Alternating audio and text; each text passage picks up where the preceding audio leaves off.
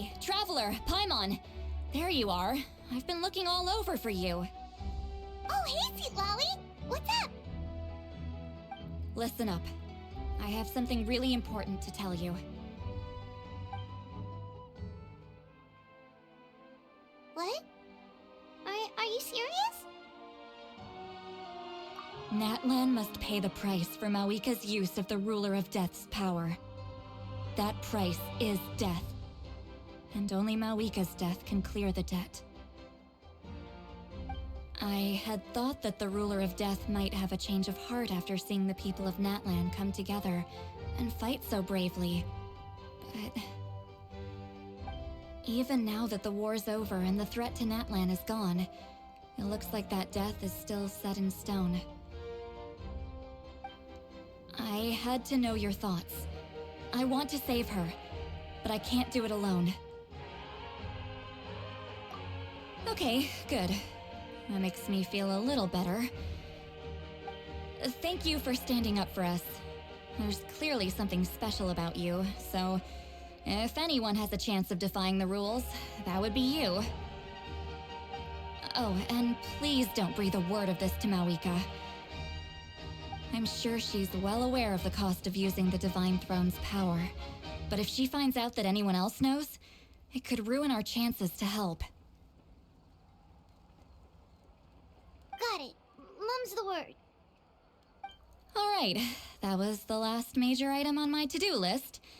Now, since I've come all this way, I think it's finally time for a well-earned drink. Go easy, though, yeah?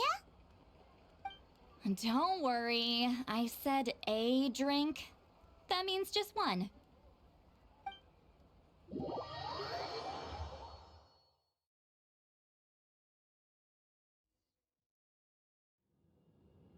All right, you little munchkin, if you keep pestering me, I'm gonna have to get serious. I get 100 kids a day telling me they want to be the next Pyro Archon. Why should I train you? Nagging isn't gonna accomplish anything. No one can predict the future, and unless you have some exceptional jaw-dropping talent I'm unaware of. I can shoot those cornflakes in your kitchen from right here. Haha, don't be ridiculous. You couldn't make that shot from all the way over here? Wait, hold on, you could hurt someone with that. Well, I'll be. You made the shot. The science of the canopy raising tough. That's some real skill you got there, little lady. Maybe you really will be Pyro Archon one day.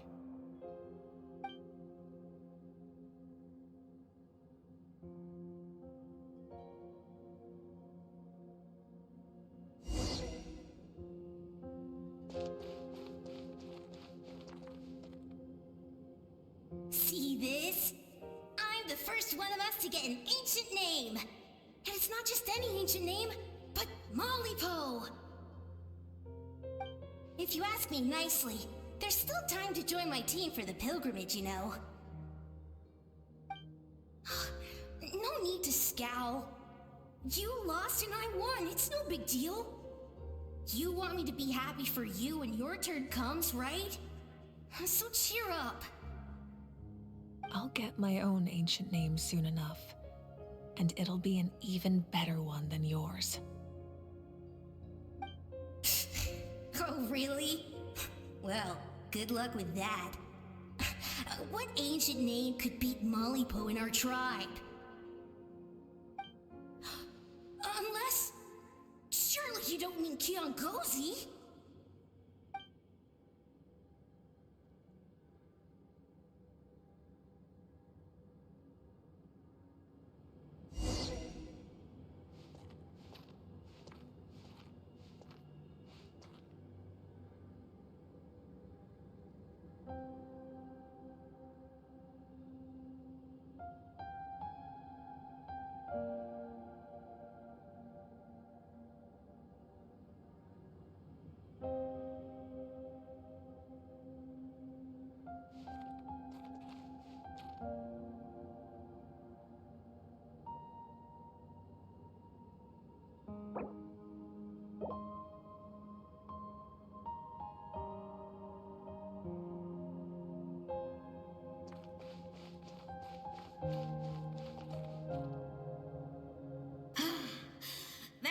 Fantastic.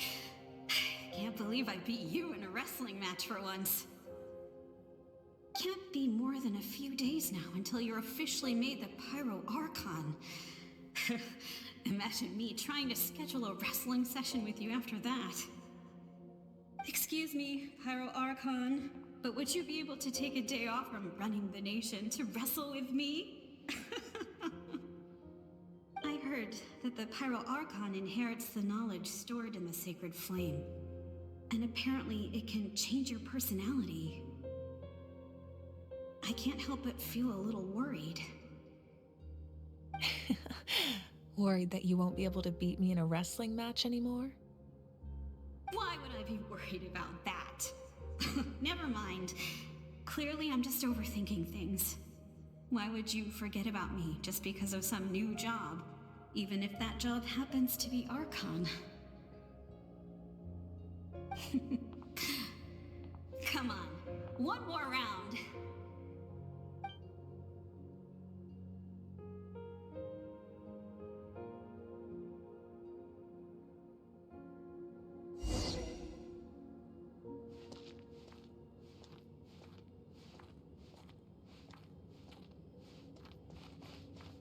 After the darkness will come the dawn.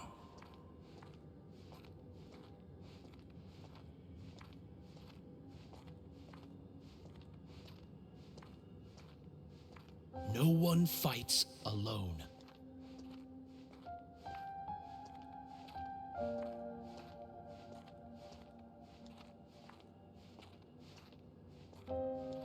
For Natlan!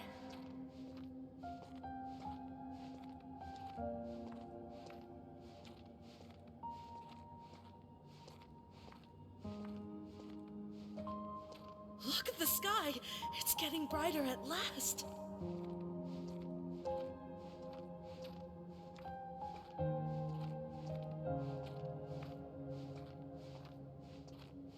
We walk the righteous path, and the Pyro Archon will guide us.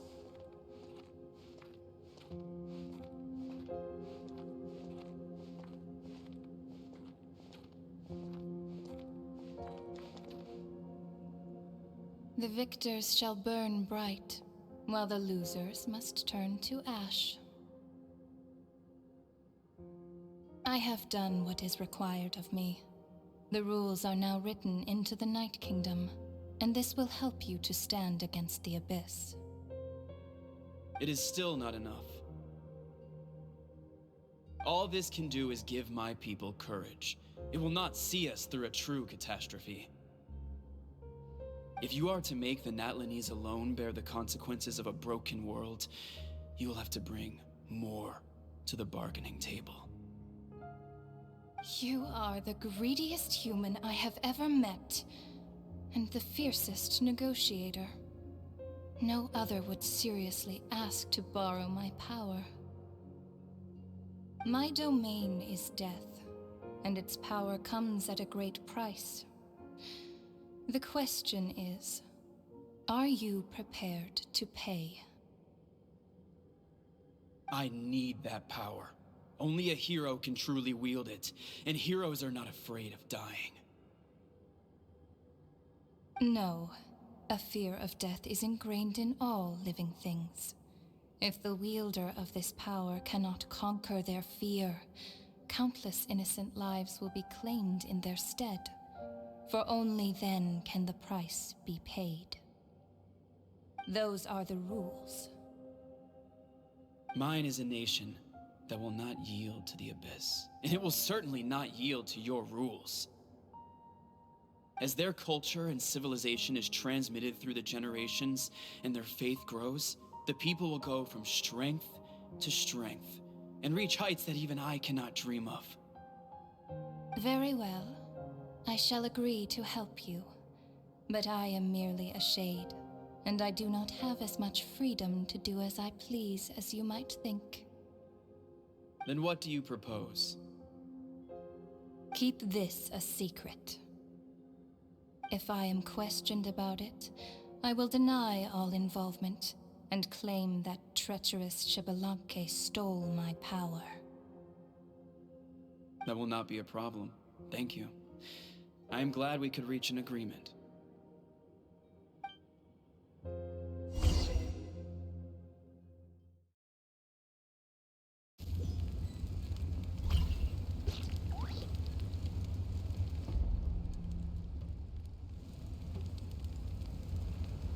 Come in.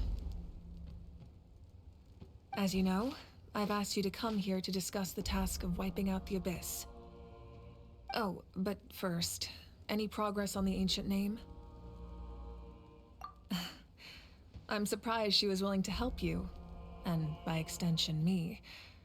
I'm very grateful to her. Wait, hold on. Wasn't the whole point of the ancient names for winning that huge battle? Why would the Travelers still need one by this point? That's right. The Abyss has retreated to the depths of the Night Kingdom, a place that has long since been corrupted by abyssal energy. If we don't finish them off and restore the ley lines, the threat they pose to Natlan will remain. The battle we fought yesterday, we may one day have to fight again.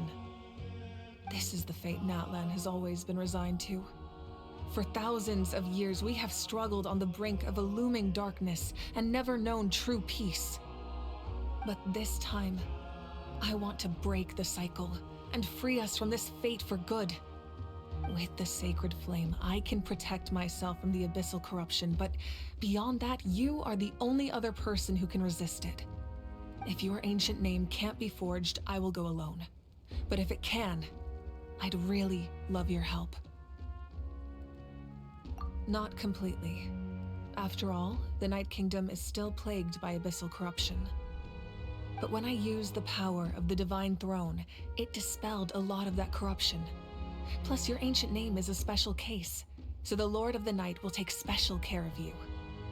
In short, the Ode of Resurrection still has a number of limitations, but I can promise that it will work reliably on you. Whoa. Are we forgetting something here? What about Paimon? What's her place in all this? What? You mean we'll be separated? The Abyss is extremely devious. If you two go there together, you can bet they'll make Paimon their primary target just to put us in an impossible position. Paimon wasn't that worried, but now she's petrified. What will you do without me? Okay, well, Paimon needs to think about this because you're really asking a lot of her, but we'll give Paimon some time and she'll do her best to rise to the challenge. I greatly appreciate it.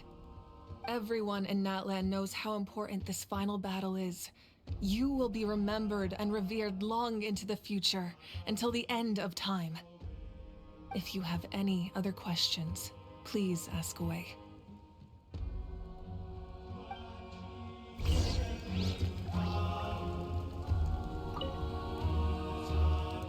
As I've said, if you have any other questions, please ask away.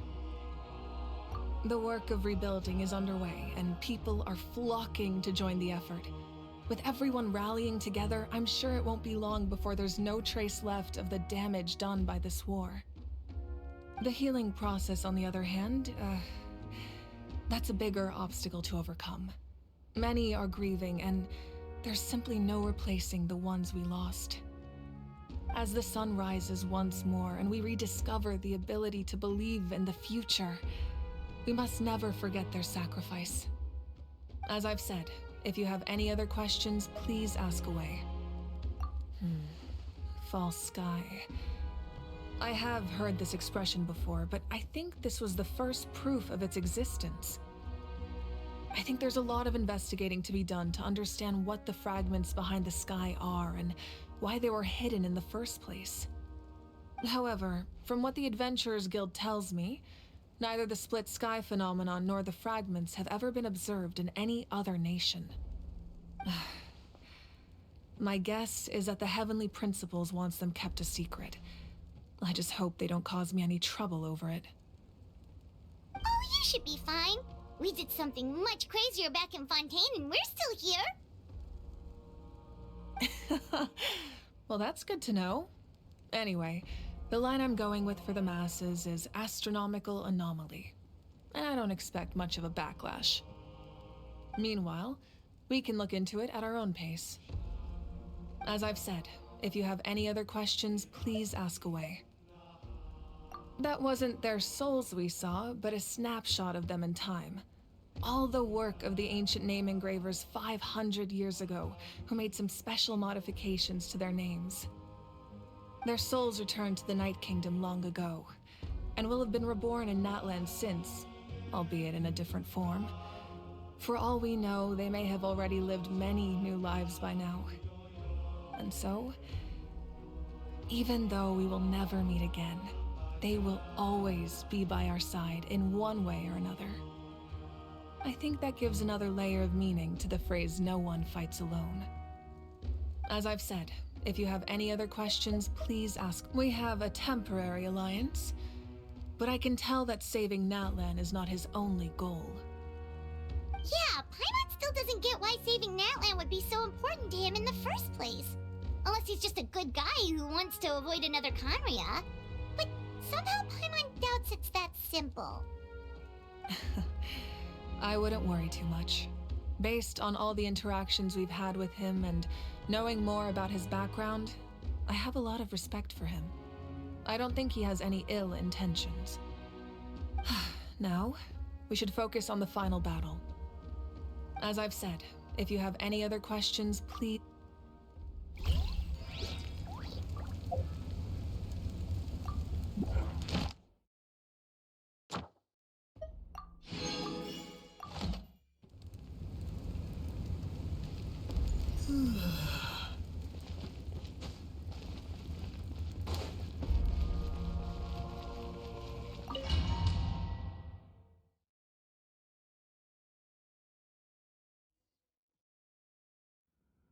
The Outlander with deep ties to this land returns.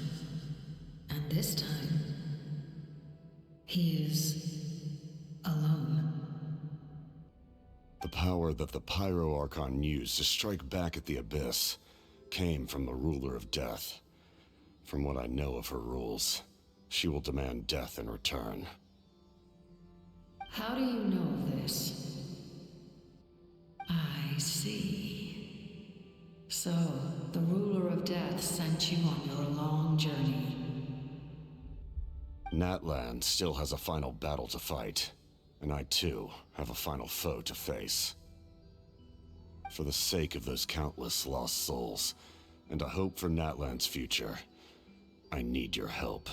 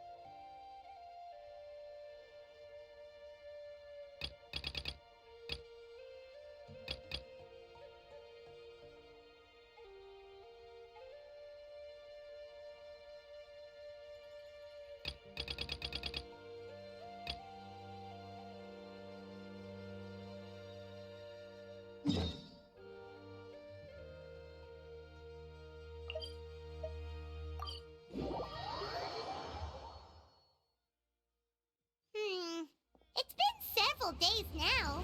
Wonder if Plasoli has finished making the Blaze Gem inscription.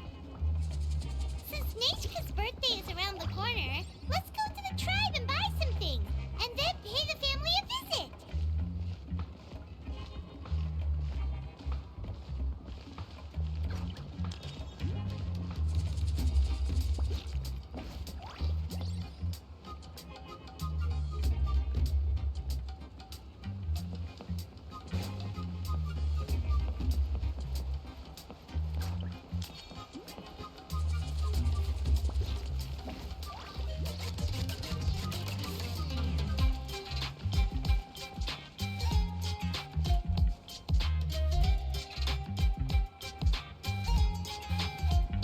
Shilonen, good thing you're here.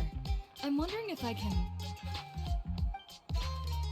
Oh, the shelf on the left, second row down, first X on the right. That one's yours. And the garden hoe belongs to Ignal, and the hammer is Pakal's, so make sure you take the one that's yours.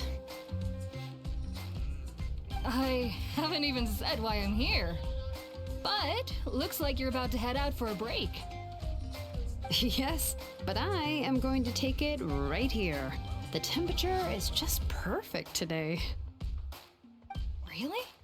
But doesn't it feel a lot hotter than usual? I really don't want to stay out in this heat. Exactly. In hot weather like this, customers don't tend to stick around and talk when they're coming to place orders or pick up the goods. I see. Oh, here comes another customer. I'll just leave you to it then, and pick up my axe. Sure, sounds good to me. Hey, Shilonen! Oh, Traveler, Paimon! We meet again. Oh, you two seem to be in good spirits. How's your Pilgrim's Chronicle been? Run into any issues? Oh, good. It was also my first time receiving a Pilgrim's Chronicle, even though I've already turned it over to you. There are still a lot of things that could go wrong, so I wasn't sure if there'd be any issues. Huh? So, what are the chances that something might still go wrong? Well, less than the chances of Mualani accidentally falling off a spiritway, I'd say. Oh, well, that definitely would never happen. I found the axe, Shilonen. Thanks a lot. By the way, Nitchka's birthday's coming up real soon. Are you planning to visit her? I've prepared a gift, and was just getting ready to take it to her. You're not planning on giving the kid a full set of pliers again, are you? Or, let me guess, woodworking tools? Oh, yeah, I make these myself, and it's a lot of work. But if you like a set, I can make some time and forge one for you. Great! We often camp out in the wild, but a set of Shilonen's tools would make pitching a tent and starting a bonfire a whole lot easier. Well, still, I won't be giving Nichka any tools this year. She wrote me a letter saying that she'd like a copy of Tequil the Brave. The book is not what you call a bestseller, but luckily, I have a few copies in my collection. They were really old editions that were published a long time ago, but they should still be readable.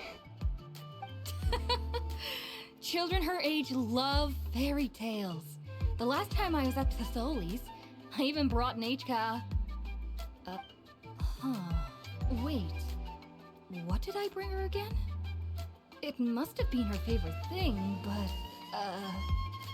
why can't I remember it anymore?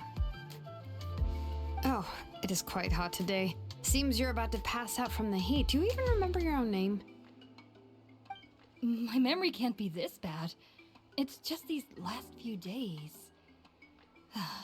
I've been forgetting things for some odd reason. Well, in that case, why don't you use the Blaze Gem inscription you have as a memo to engrave some important things to remember? After all, that inscription will never wear out, and it's easy to carry. I'd say that's quite a fitting use for it. You do have a point, but my inscription is almost already full. No. I engraved some wishes on my Blaze Gem inscription. You know, just some dreams that I have for the future and things I'd like to accomplish one day. Even though Tassoli has said that from an aesthetic point of view, it would be best for people to keep their inscription short, this Blaze Gem inscription was still made by a name engraver, the forger of ancient names themselves. Everyone thinks that the inscription she made might have some wondrous powers. So, many people who bought Blaze Gem inscriptions engraved their wishes and dreams on them, in hopes that they would come true. Sounds kinda like a wish granter. But if you do that, won't everyone be able to see your wishes and dreams? Don't worry. We usually ask Tassoli to add the inscriptions for us. She has a unique method of engraving. With her method, the light must be at a certain angle in order to see the text. Without the right angle of lighting, the Blaze Gem inscription will just look like a pretty stone. That's true. In the end, a Blaze Gem inscription is essentially just a piece of rock. It doesn't have the power to grant people's wishes. Making wishes to it is like shouting into an echoing valley. The only one who will answer is yourself. But using it as a journal for your wishes is also fine. Carrying them with you and taking a look from time to time can be a good source of encouragement. Well, as long as you don't suddenly change your mind and want to take your wishes back, that is. These things are extremely durable. It would take a lot of effort to change the words. And I don't think anyone would willingly part with it either. They're not cheap and very hard to get. If you ever lost it, you'd just be filled with regret. Still, it's really strange. Given Auntie's skill, how could it take so long for her to make one? Oh, well, I hope someone didn't give her an idea of making fewer and selling for more.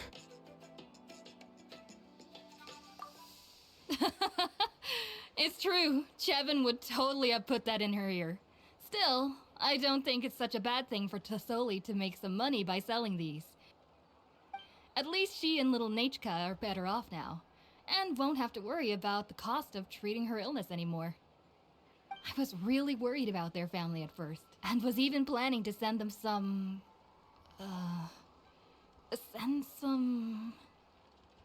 Huh? What was I planning to send to Nachka again? This memory of mine. All right, if you stay out in the heat for any longer, I'm afraid even the inscription won't be able to save your memory. You should, go back. Yeah, get some rest. Right. Right. Please give my regards to Tassoli and Nachka.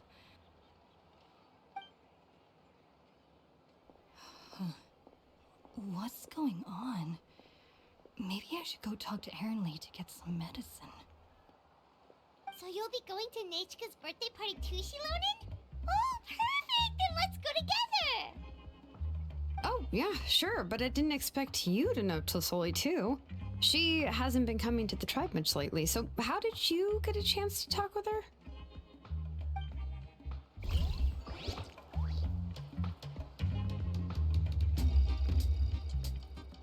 Oh, so that's how you met her. She even wants to use volcanic crystal as a forging material. Guess she's really pulling out all the stops for her daughter. Then let's just go and ask. Come on, I want to give her the book anyway. Huh? Wait a second, our birthday gift's supposed to be a surprise? If we ask Nachka, then she'll know what gift we'll be giving her, and that would ruin the surprise! But if you don't ask her, then how will you know what kind of present she would like? Here's another idea. Perhaps you can also give her a storybook based on what she wrote in her letter. That might be a good option. But shouldn't we give it a little more thought? If we all give her books, it might seem like we didn't put much effort into it. Shilonen, have you really never asked her what she would like the most? There must be something else she'd like besides books. Unfortunately, no. Nachka's illness has kept flaring up over the past few years. Apparently, she couldn't do anything during that time other than rest in bed. She didn't even have the strength to talk to anyone. It wasn't until recently that she started to recover from her illness and regained strength to write letters to others. Anyway, there's no need to overthink it. Worst case scenario, I can split the book into 2 volumes and we can each give her one. Yeah, even though it would ruin the surprise, we could at least get her something that would make her happy. Anyway, could you tell us a bit more about the book that you're getting her? Is it really that unpopular? Well, it's a little difficult to explain. You see, there are actually 2 versions of To Kill the Brave. The premise of the book is pretty straightforward. It's basically about a set of twin brothers working to defeat a demon lord. But after defeating the demon lord, the older brother, To Kill, discovers that the king's spirit has possessed his younger brother, Remok. In the ending of the original story, the older brother kills his younger brother to defeat the demon lord, before jumping into a volcano.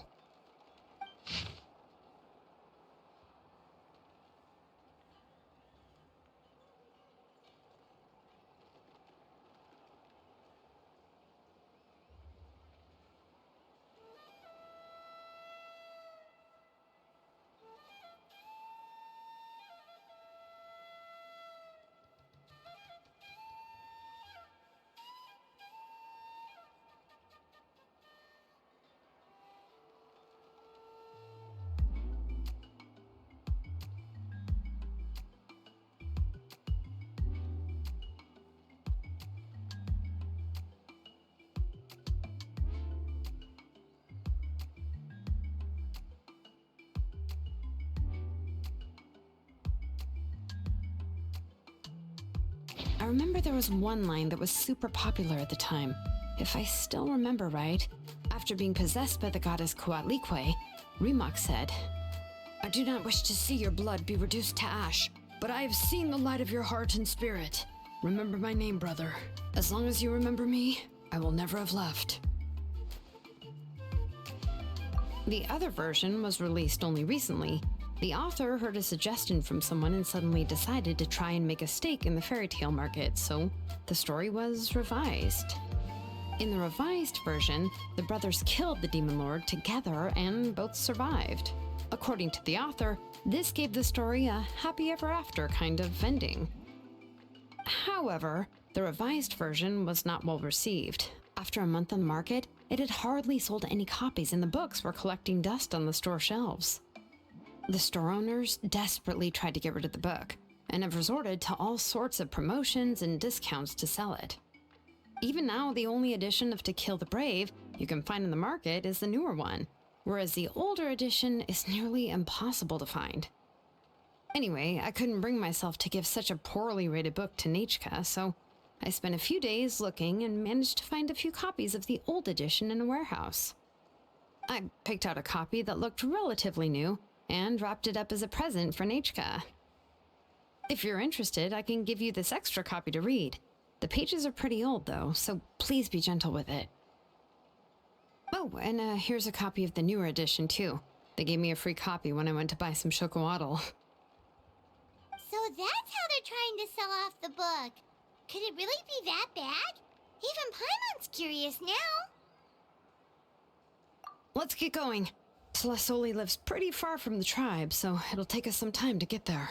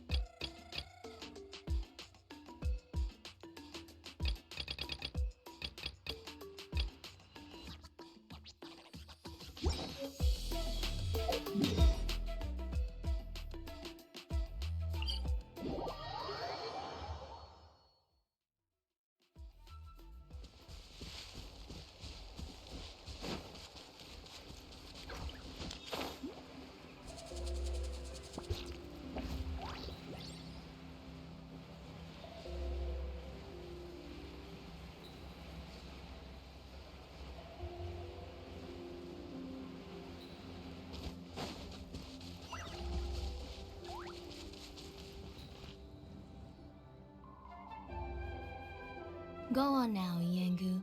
Nachika is still resting. Hey, Twasoli, we're here!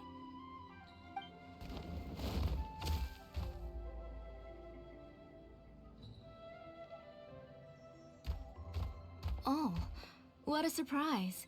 And even Shilonin is here too. Oh, it's been a while since I've seen you, Auntie. I received Nachika's letter. She wanted a copy of To Kill the Brave, right? Well, I've brought the book for her. There are several editions of the book in Natlan, and I wasn't sure which version she'd prefer. I asked a messenger from the Scions of the Canopy. It seems this softcover edition is one of the most popular options, so I brought it for Nachika. You haven't changed a bit, Shilonin. Let's go inside.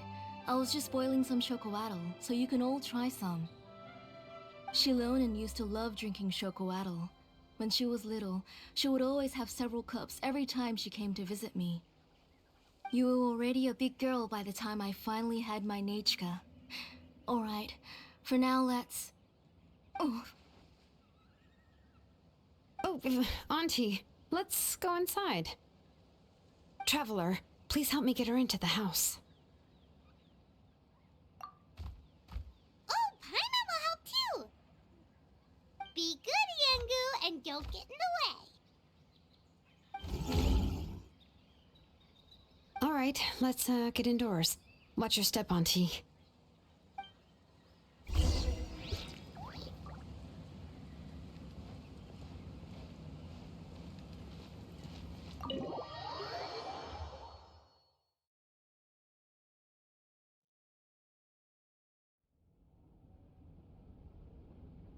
sorry. Nachika's illness has been flaring up recently, so I was up for a few nights. I suddenly started to feel dizzy in the sun. I hope I didn't scare you. Have a seat. I'll fetch you a few cups of chocolatl. Please wait a moment. Oh, I've already brought them over. This cup's for you, Auntie. And these are for you, too. Chocolatl? What does it taste like? Paimon's heard that it can be pretty bitter. Traveler, could you give it a try first? Oh, don't worry. Auntie always adds a lot of sugar. It won't be bitter.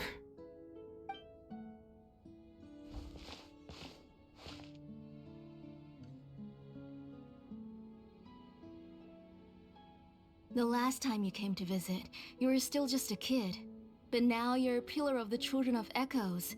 No, of all Natlan even. Oh, well, it's all thanks to the drinks I had here and the books I happened to read. We heard that you two are from the same tribe, but Paimon had no idea you were so close. When I was little, my parents were always talking about how skilled Auntie was at forging ancient names and how she was a good role model for the rest of us. The moment I became idle at home, they would toss me into Auntie's workshop to watch and learn. Then I would have your parents go back, boil you a pot of chocolatl, and let you play in the house. Yeah, and then I would drink and listen to you banging away with your tools in the workshop.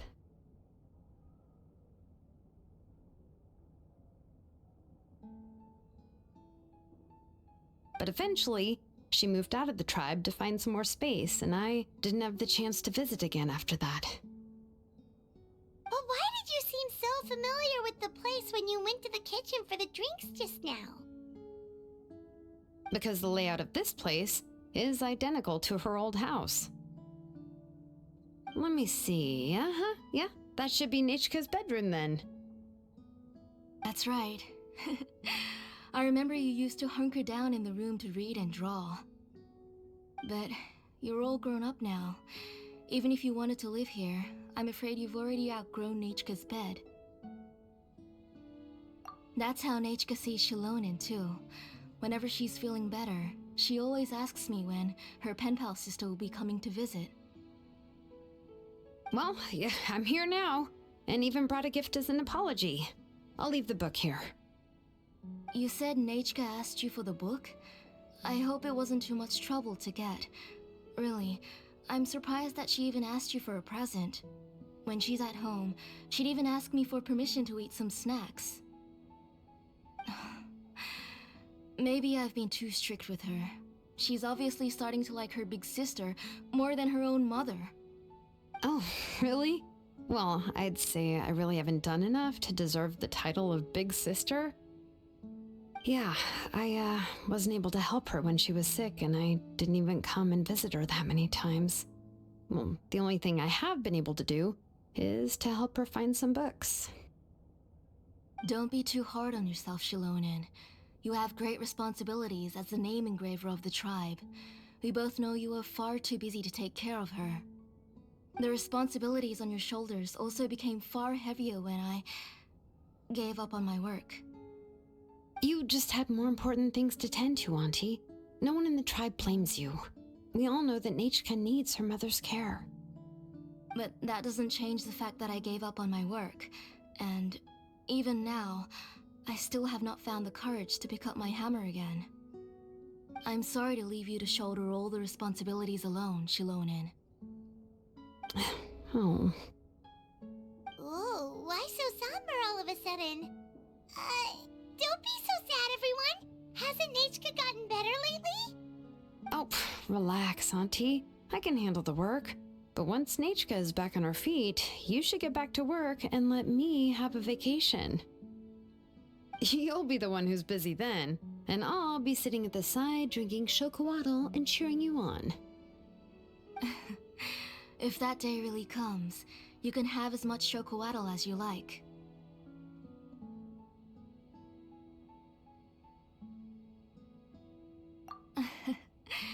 If you asked me before, I wouldn't have even been able to talk about it.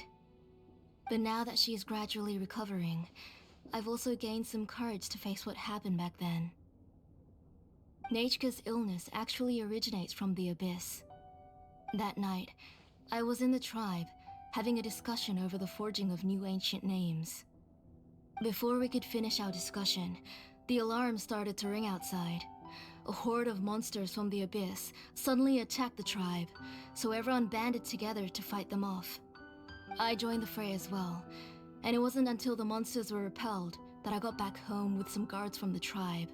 But Nachka was gone. I can't remember how long I spent searching for her. Maybe for 2 or 3 days. In the end, we found Nachka at the bottom of a short cliff. She was holding a dried-up embercore flower in her hand, and there were traces of abyssal corruption around her wounds. I know. It was all my fault. Before the incident, Nachka had asked if I could forge an ancient name for her. Work was busy at the time, so I told her that if she could find an embercore flower, I would use it as material to forge her an ancient name. Oh, Nachka, my daughter. My Nachka. I was holding her in my arms, but no matter how many times I called her name, she wouldn't open her eyes and look at me. I was the one who decided to move my workshop to the outskirts of our tribe for work, and I was the one who left her home alone. Oh, my daughter. My Nachka. Why do you have to suffer like this?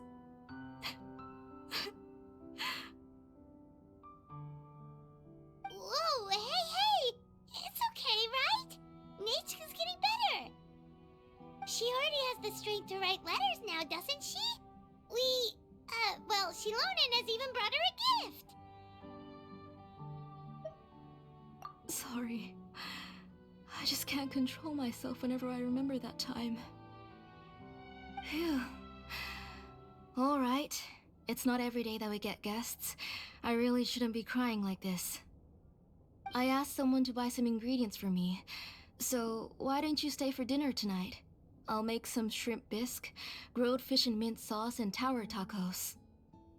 We'll help. That sounds like a lot to make, and we don't want you to tire yourself out. Thank you both, but don't worry. It's just a few dishes. I'll be fine. You three just need to make sure everything gets eaten up. I can't eat a lot at this age. Oh, we haven't had anything to eat yet, so don't worry, we'll make sure there are no leftovers. Ah, it just occurred to me that Shilonen likes to eat cheesy crab hot pot. Why don't I make that instead of the grilled fish and mint sauce? I remember you don't like picking out fish bones.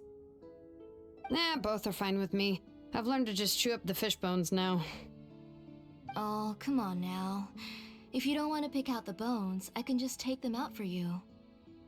Anyway, for dessert, would you like a cup of grain fruit or chocolate? Cup of grain fruit! How about a cup of green fruit mixed with chocolate? Okay, got it. I'll go start cooking, but could you do me a favor in the meantime? I ordered a bunch of ingredients, and they should be here any minute now. Would you go check by the door and see if they were already here? If so, please bring them in. Come on, Shilonen. Stop lying around. You shouldn't nap before dinner. It'll ruin your appetite. Hey, I'm not a kid anymore, you know.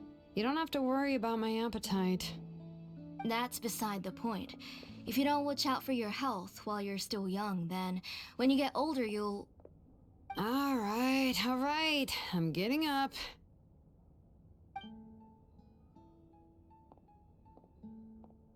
We'll go check on the ingredients with Shilonen. It isn't far, so it shouldn't take us long.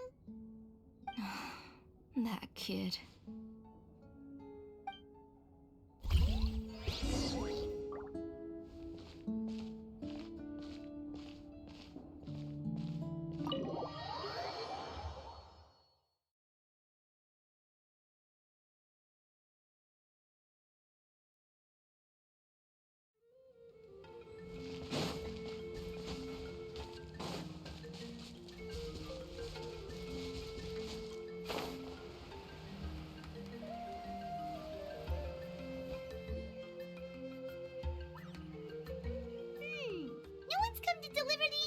Yet. Paimon thought we'd see someone come flying down on a Yunkasaur as soon as we came out. A messenger from the Scions of the Canopy wouldn't be flying here. They usually come climbing down the cliffs nearby. No need to look. There isn't anyone on the cliffs. I just saw a ghost. Hey, you there! Sorry, but does Tlisoli live around here? Oh, are you the one who's supposed to deliver the ingredients? Ingredients? Are you kidding? I was nearly eaten myself! Never mind that now. Those monsters are still hot on my heels. Please, you've got to help me! Shilonen, where'd she go? Whoa, she's already gone up to fight the monsters! Let's go help her out!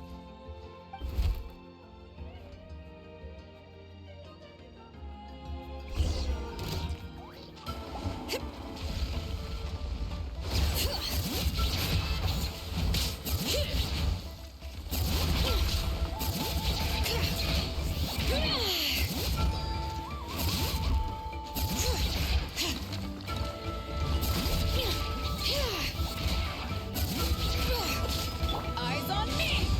I'll protect us.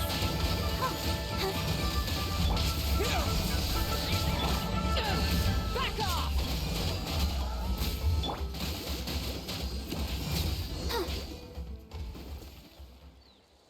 All right, that should be it for the monsters. Yeah, was easier than I thought. Oh, it also seems we're in good luck. The goods weren't damaged either. Strange, we didn't see any monsters on the way here.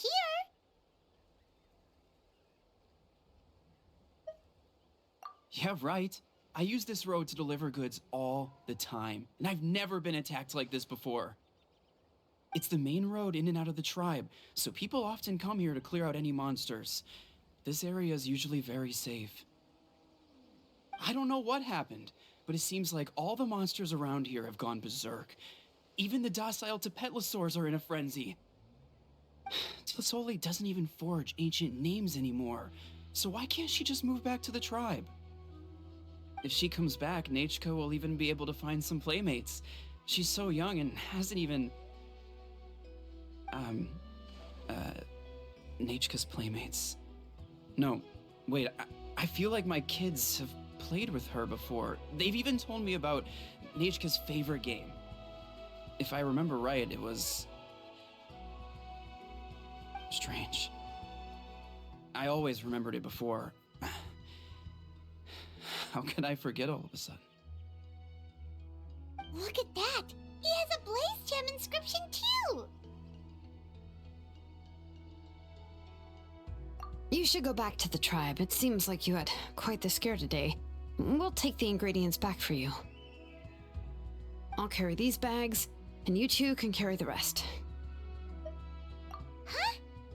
Oh, sure. Paimon can take care of these grapefruit that fell out of the bag. If you say so. Thank you so much. I guess today's just a really bad day for me to go outside. That's so weird. Why is everyone we run into today having trouble remembering stuff? Paimon's not sure how to say it, but she's got a strange feeling about this. Like it's all somehow related. Once you live long enough, you'll eventually start experiencing strange days like this.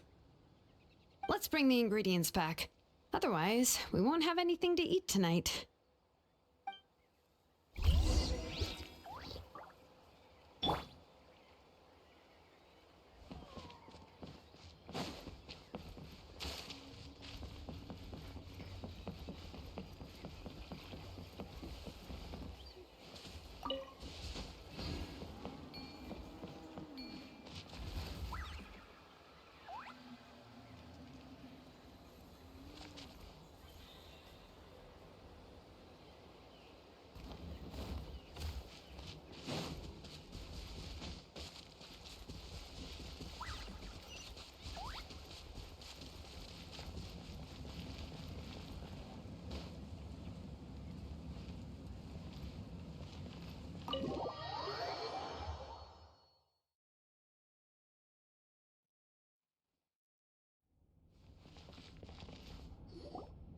Ah, you're finally back.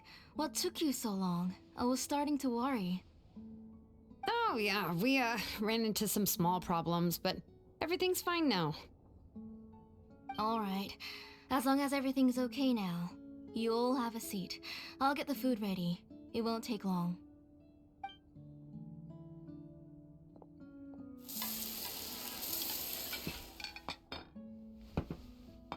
Oh, there's so much tasty food! You're amazing, Tlasoli! They were all pretty simple dishes to make. Don't be shy. Dig in, everyone.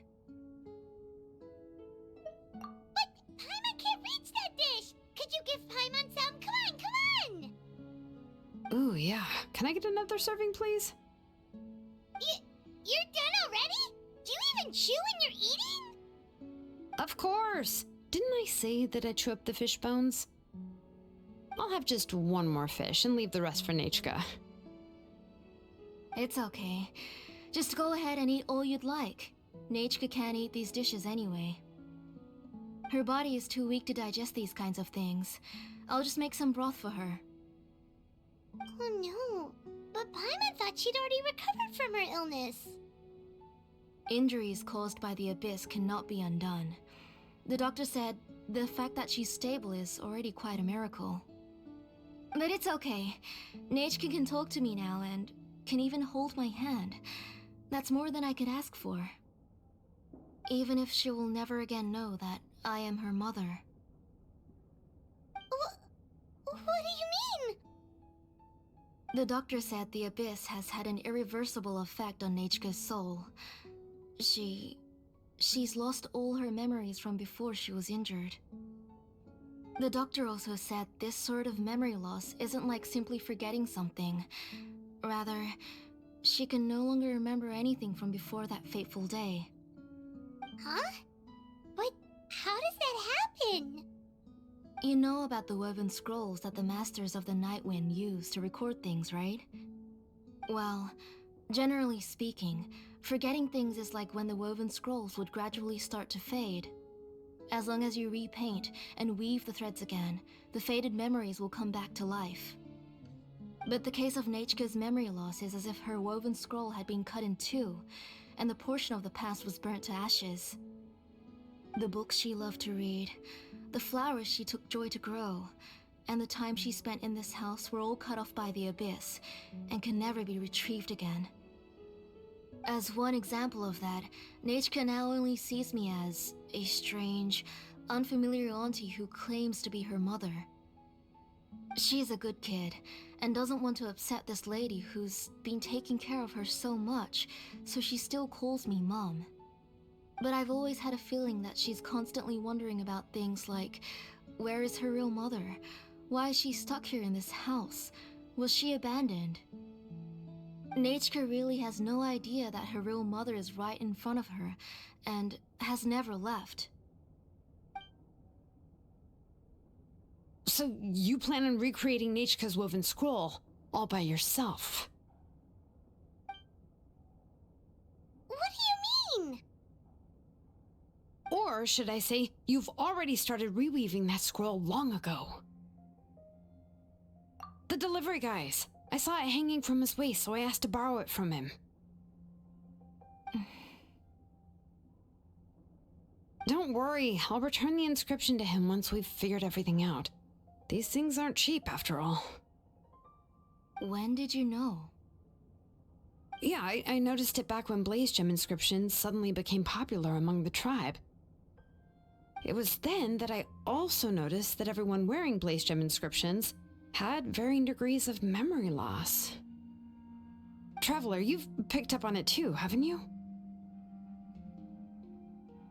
Accessories made using ancient names forging techniques.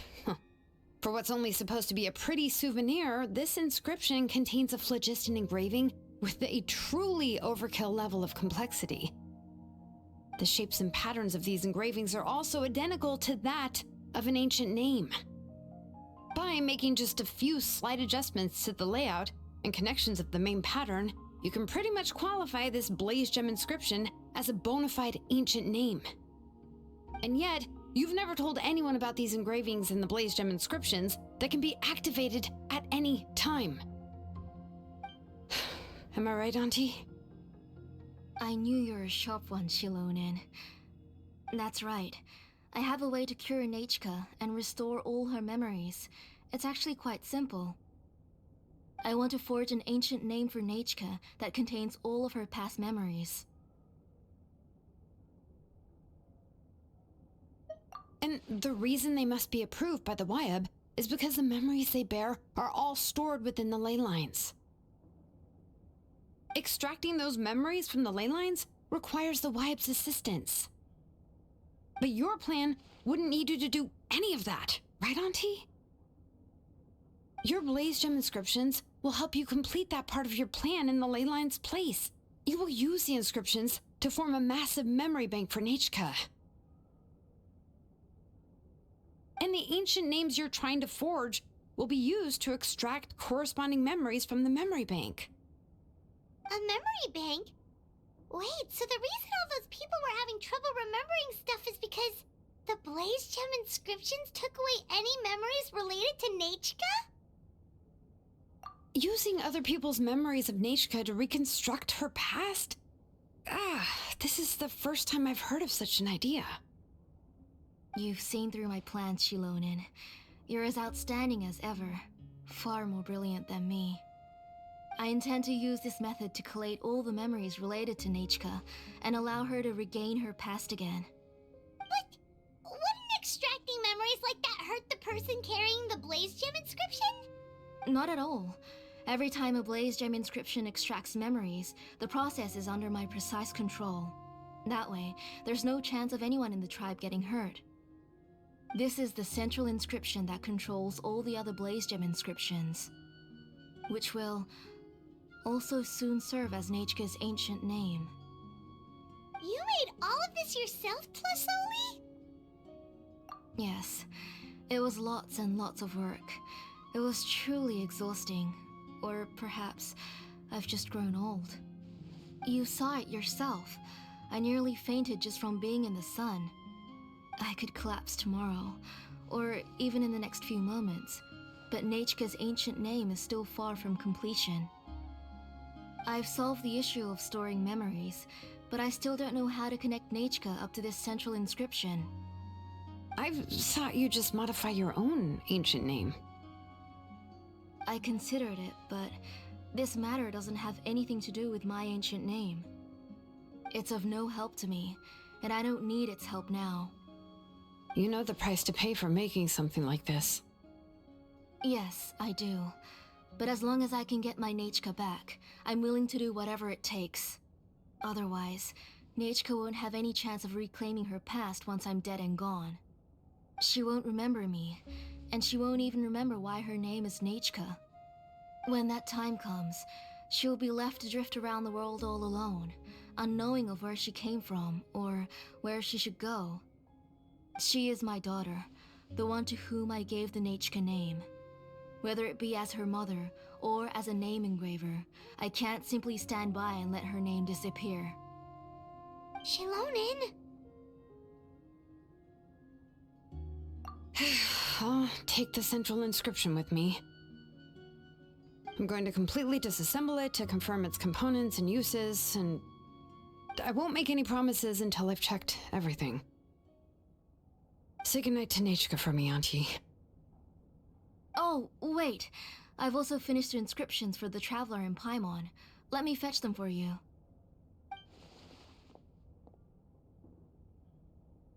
I'm sorry it took me so long to finish them.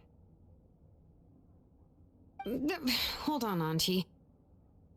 The Traveler and Paimon have never met Nechka before, so you can't draw any memories from them. That wasn't my intention. They're just ordinary gifts. Please, take them.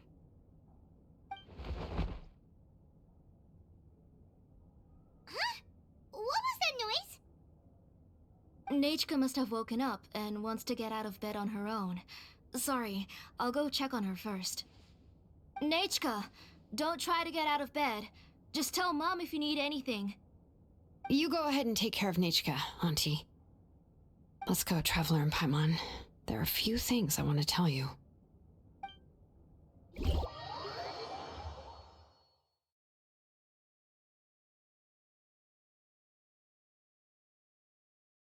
Let's head back to the tribe first. There are some things I need to get from my workshop. Disassembling the central inscription? It's not going to be easy.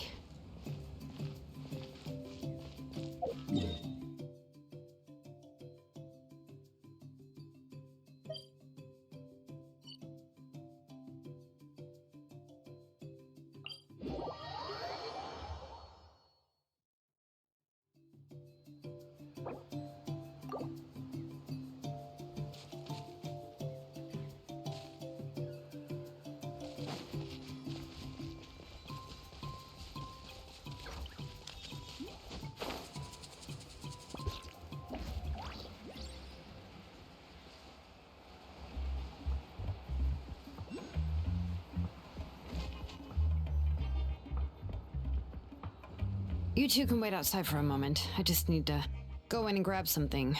The workshop is a little messy, so unfortunately, I won't be able to show you around.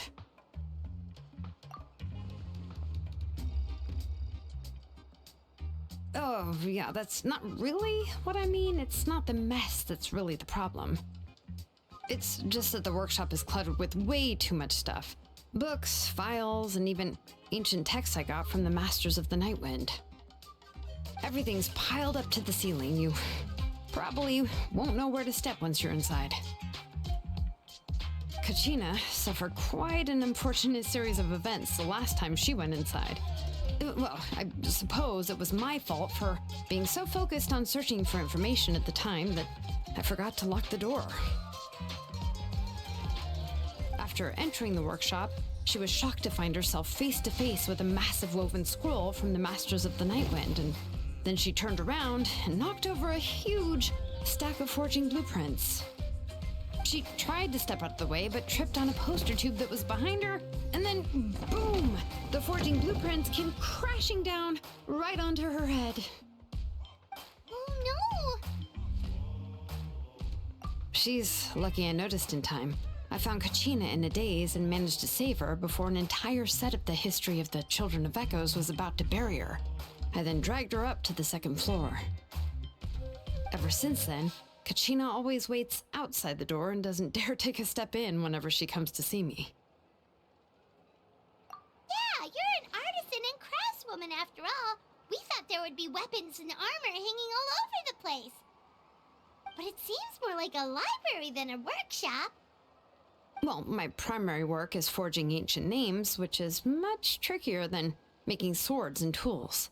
Aside from the necessary craftsmanship, I also need to consult many ancient texts. You probably already know that each ancient name represents a certain spirit, behind which are countless related stories to support it. In other words, the essence of an ancient name is the physical manifestation of a certain spiritual will. And as a name engraver, when I'm working on a new ancient name, I'm not only trying to give it a physical shape, but more importantly, I'm also trying to understand the spirit contained within the name. And to do that, I have to collect as many related stories as possible and read through them all. But, as you might know, people tend to add a lot of extraneous details when it comes to stories about themselves. For stories that have been clearly exaggerated or altered, I must gather other related stories and information as cross-references. This way, I can filter out all the absurd and exaggerated details and restore the person's life to its true nature. Only in true stories can you find the authentic spirit. And this is the only way for the spirit to become an ancient name that matches its essence.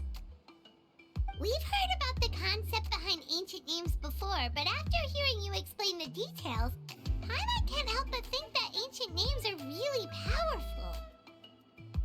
Well, no matter how powerful ancient names could be, they would never be able to suddenly turn into a blade or allow you to smash through an entire cliff in one punch. It's just a form of spiritual power that's passed down from generation to generation. It doesn't have those kinds of physically tangible effects. Well, take your own names, for example. From the moment you appeared in this world, some person had already prepared a blessing for you. And that person then condensed this blessing into your name and gave it to you as a gift. It may feel like the moment you received your name is already in the past, but it will always stay with you and move with you in the future. Names are blessings for the future from people standing in the past. Well, that's what Auntie once told me. And with this blessing, people will become more confident as they walk into their future. To put it another way, it's like having a lamp in your hand as you walk through the darkness of night. Oh, Paimon gets that. If you're alone when you're walking in the dark, it's easy to get scared and tired quickly. But if someone else is walking with you, then it won't be nearly as scary. And, well, you might still get tired, but it'll still be a whole lot better than walking alone. The Traveler always has Paimon by his side, though, so he'll never have to worry about that. Oh, Paimon sure many wish they could be in your shoes, Traveler. Paimon's always flying, of course it gets tiring. But we're getting off topic. We can talk about that later. Anyway, this is what Plisoli told me when I was training as a name engraver.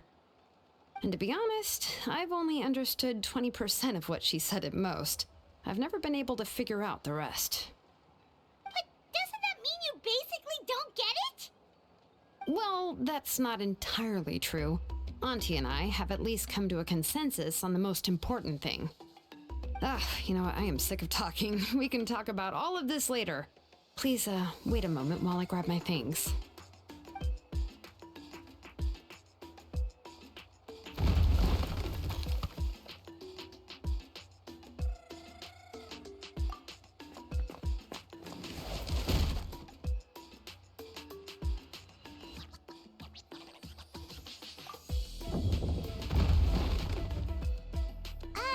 Did you hear a whole section of something collapse in there just now?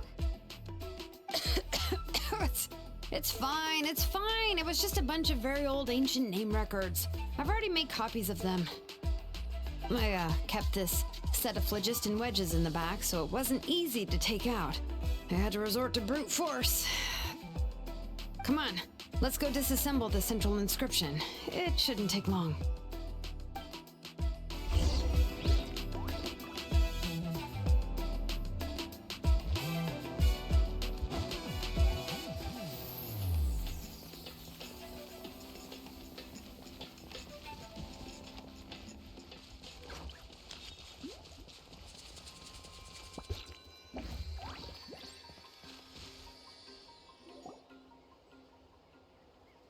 Here we are. This is the place. This cliff is pretty high. What are we going to do here? Are we going to climb to the very top and then throw this inscription down the cliff?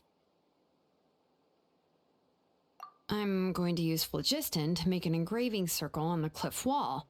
That will allow me to investigate the internals of the central inscription. Now let me see if this thing can even turn on. I was still an apprentice last time I used it. Before we attempt to engrave the inside pattern of an ancient name with phlogiston, we always use this to draw out the engraving diagram on a cliff or open ground. Only after we've confirmed that phlogiston can flow properly through the internal engravings can we start formally working on the small internal engravings of the ancient name. If we want to dismantle the central inscription in a non-destructive manner, we'll have to use this thing. I really don't want to engrave such a large diagram with my bare hands. Oh, so you'll be able to see what it looks like on the inside without ruining Tlasoli's inscription? For the most part. If it were just an ordinary unfinished ancient name piece, I'd just take it apart and pour phlogiston into the internal engravings to see everything. But since it's a central inscription, it would be better not to destroy the blessing that Auntie has prepared for Nechka. So, Shilonen, does this central inscription fall under the 20% you understand about ancient names, or the other 80% you don't understand? Oh, don't worry. As I said, Auntie and I share an understanding of the most important principle, which is names are intrinsically valuable. Only by having names can things be sorted and categorized. They allow the world to become more orderly and identifiable.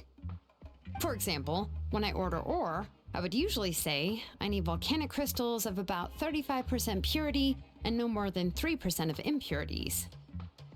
Without specific names, I would only be able to go to the ore merchant and say, I want this and this. No, this isn't it. That one. No, not that one either. Yeah, you see what I mean? Names are a crucial part of how we standardize our workflow. Without names, the work would be impossible.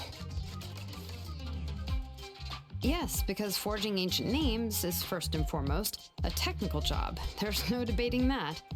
As for the question of why it's important, as long as it does not affect your ability to perform your work, you'll gradually understand it as you put the process into practice. After all, creating an ancient name is quite the complicated process. Well, let me break it down even further. We're not in the tribe right now anyway. Essentially, by forging ancient names, I'm assigning nicknames to the heroes in Natlan's history. Giving someone a name is a subjective expression. You just need to express your hopes and wishes for them. But giving someone a nickname is a much more objective expression. To come up with a fitting and accurate nickname requires much thought and observation. If ancient names or nicknames aren't descriptive enough, no one will remember them anyway. So the best I can do is gather all the information I could and try to come up with the most fitting nicknames possible. Even a minor mistake in the process could cause people to misunderstand the nickname. For a name engraver such as myself, such mistakes would be considered a major blunder. Paimon isn't trying to come up with a nickname for Shilonen. Besides, all of Paimon's nicknames have been very descriptive. Everyone can remember them. Phew, now I'm curious. Why don't you, come up with one for me? Are you serious? Of course. This is also my line of work, you know. Go ahead. A nickname? Shilonen. Well, she uses phlogiston to forge weapons and make names for others.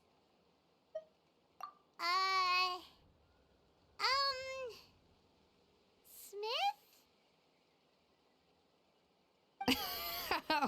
Yeah, not bad, and quite fitting too. I'll remember it. But, you should keep observing my work, Paimon. Maybe you'll come up with an even better nickname. Right, okay, time to make like a smith and start smithing. Watch closely.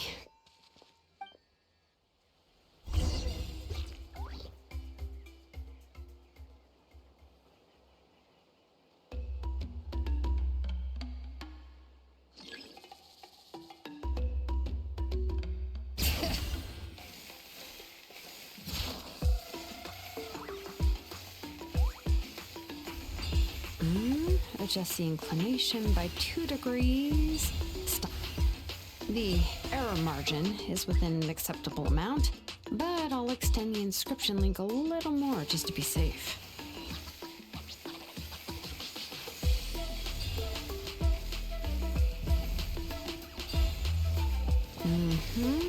I'll leave some space here. And when the linked engravings are activated, the inscriptions here will overlap with each other. There. That should complete the flow.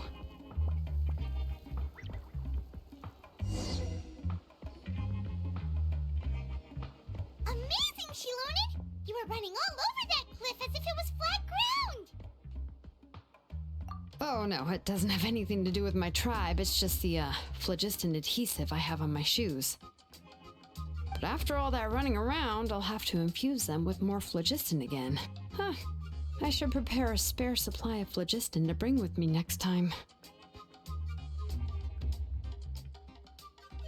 More or less, yeah. I usually have at least the key equipment on hand. I can show them to you when we next find the time, but let's get to work first. Let me see. Start with Anchor 1 and activate it with Density 3 phlogiston.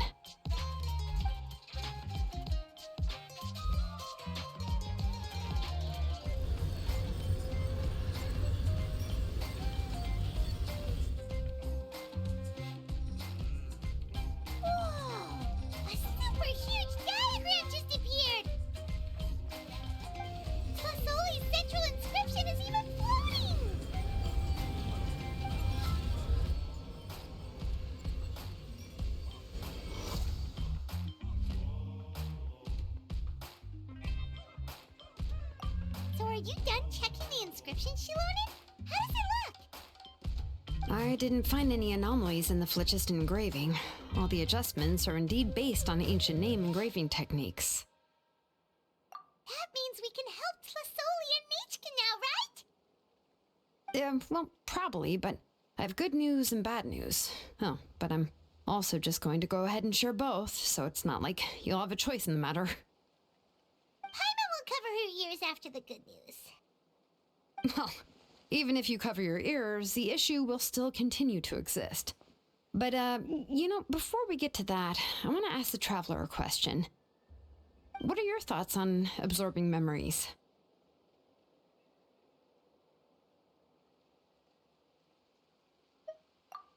I knew you felt the same way, and that'll save me some initial explanation. I've never been very good at that anyway. It's hard to control the absorption of memories. Technically speaking, this type of inscription has the power to do far more than absorb memories related to a single person. By herself, Auntie can't handle that level and scope of work, but if she has accomplices, it is completely possible for her to use this inscription to accomplish far bigger things. Accomplices? You make it sound like she's committing a crime! Well, here's the good news. Yes, this Blaze Gem inscription would be the perfect tool to commit crimes, but we haven't found any accomplices or signs that she intends to put it to such uses. From a purely objective standpoint, we can consider that possibility as yet to be confirmed for now. The bad news is, there's still an underlying problem with this Blaze Gem inscription that cannot be ignored. I believe I've mentioned this before. Ancient names operate with the help of the Wyab, granting them the power to read information kept in the ley lines.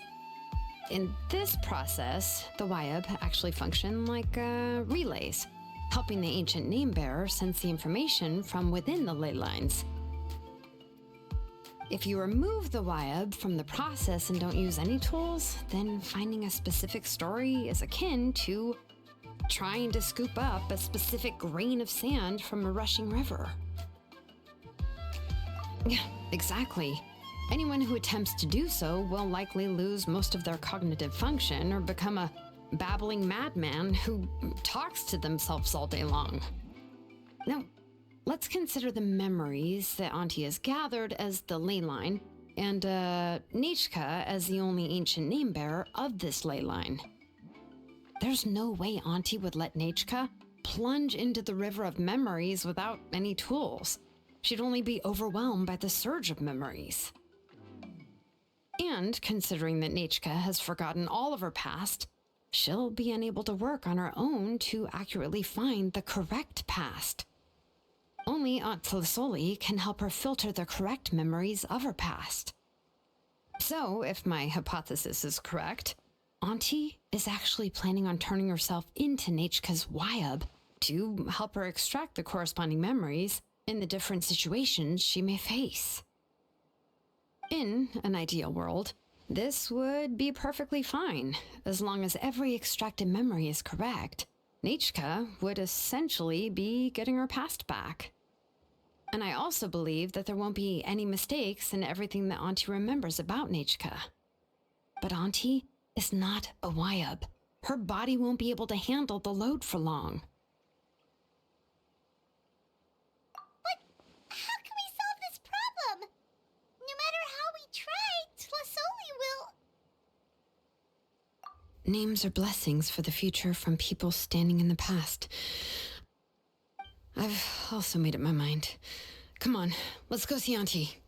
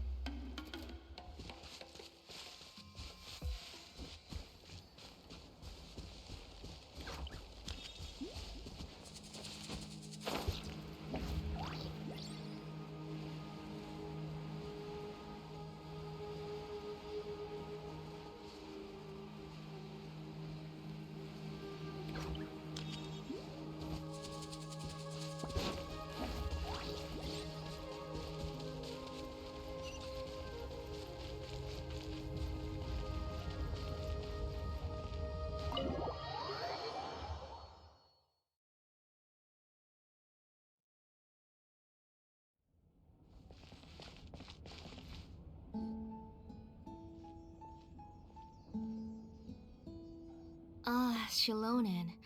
It looks like you've made your decision. Am I right? Yes, here's some research that I've done. You can reference it to modify the way the central inscription operates. I'll also help you continue working on the Blaze Gem inscriptions, but I must have complete control over all the inscriptions and the ability to oversee their uses. The memories that can be absorbed by the inscription will be limited solely to Nechka's past. We'll plan a set time frame together from which the memories can be drawn from shortly. If you attempt to extract any memories beyond this scope, then I'll consider that as committing a criminal act and halt all work related to the central inscription. After the memory bank is constructed, the Blaze Gem inscription's absorption functions must be stopped immediately. Only functionalities for outputting memories will be kept. I accept. Thank you, Shilonen. I really... Auntie, you know I can't stand it when you do this. If you needed my help, you should have just said so. There's no need to beat around the bush like you did. Using technology for ancient names to forge other things without permission is no trivial matter. Yes, it's a major departure from the technology's intended use, but it's nothing compared to a child who needs help, compared to a name that's about to be lost. But once this is all over, you must come with me to see Pakal and discuss everything that happened. That's fine. I'm willing to accept any punishment for my little Nachka. All right, let's clear off the table and come up with a plan. I need some time to consider how to let Nachka control the Blaze Gem inscription on her own and extract the memories from her past. Oh, by the way, did you give the book to Nachka? How could I just hand her a birthday present that you specially brought for her? I've picked out a box and packaged it up. Wait till her birthday and then bring it to her. It'll be a nice surprise. No, it's just an old book. There's no need to...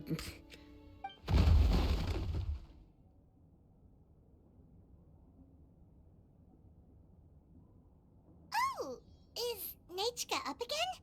But what was all that noise? It sounded like something broke. Uh-oh. What if something fell on her? We should check. Paimon will go have a look. Nachka, don't hurt yourself. Shilonen, is that you? You're Nachka? How many times have I told you? Don't get out of bed on your own. You were running a fever yesterday. Hello, Nachka. Thank you for the book. I've already read it several times. You've already read it? But didn't Tlasoli package up the book that Shilonen brought? No. She's all mixed up. The one she read isn't from Shilonen. It's one I bought for her before. A few days ago, she told me she wanted a book. I know nothing about these kinds of books, so I had no choice but to go to the tribe and look for a copy. I eventually found one and bought it for her. I put it in her room once I got back. Soon after, she suddenly developed a fever. I was so busy taking care of her that I forgot about the book and even forgot that she had asked you for a gift. Auntie, do you know which version of the book you bought? Which version? The shopkeeper said it was the one with the perfect ending to the story. Apparently that's the only one you can find on the market now. Oh, it's all my fault. You wasted your money and now it won't even be a surprise. Oh, it's all right. It's just a book. As long as Nachka enjoys it, that's what matters. Oh, right. Nachka probably doesn't know us. You're Paimon and Mr. Traveler. Mom told me about you.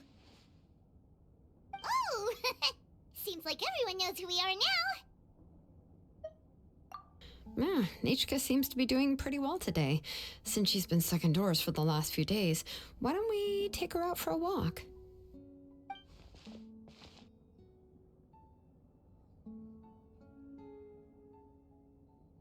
Take her for a walk. But considering her condition, I don't think she... Oh, don't worry, Auntie. She'll be safe with the Traveler and me.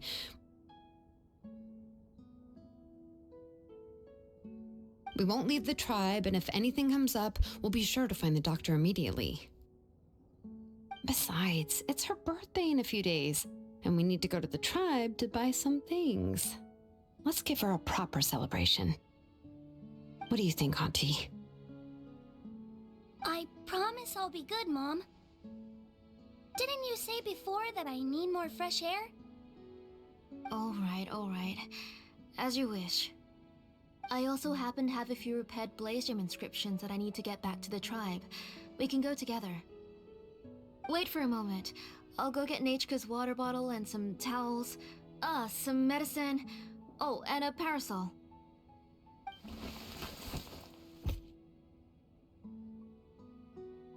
Talk about being prepared. It doesn't hurt to be prepared. Okay, let's go. Please be good now, Nachka. Don't cause any trouble for Shilonen and the others. Oh, you can let me carry these. And don't be a stranger, Nichka. Feel free to tell us anything. And even I was quite a handful for Auntie when I was little. Yeah! It's not often you get to go out to play, so just have fun. Everything will be fine. Okay, thanks everyone. And please don't worry, Mom. I'll be good. Let's go look for Ignal. I've had her Blaze Gem inscription for a while now, and I'll finally return it to her today.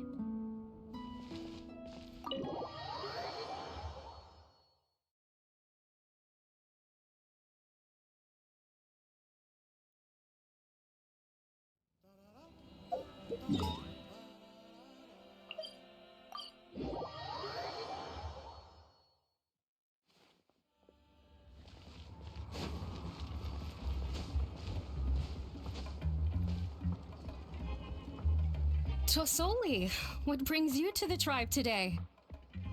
Oh, and Nichka too!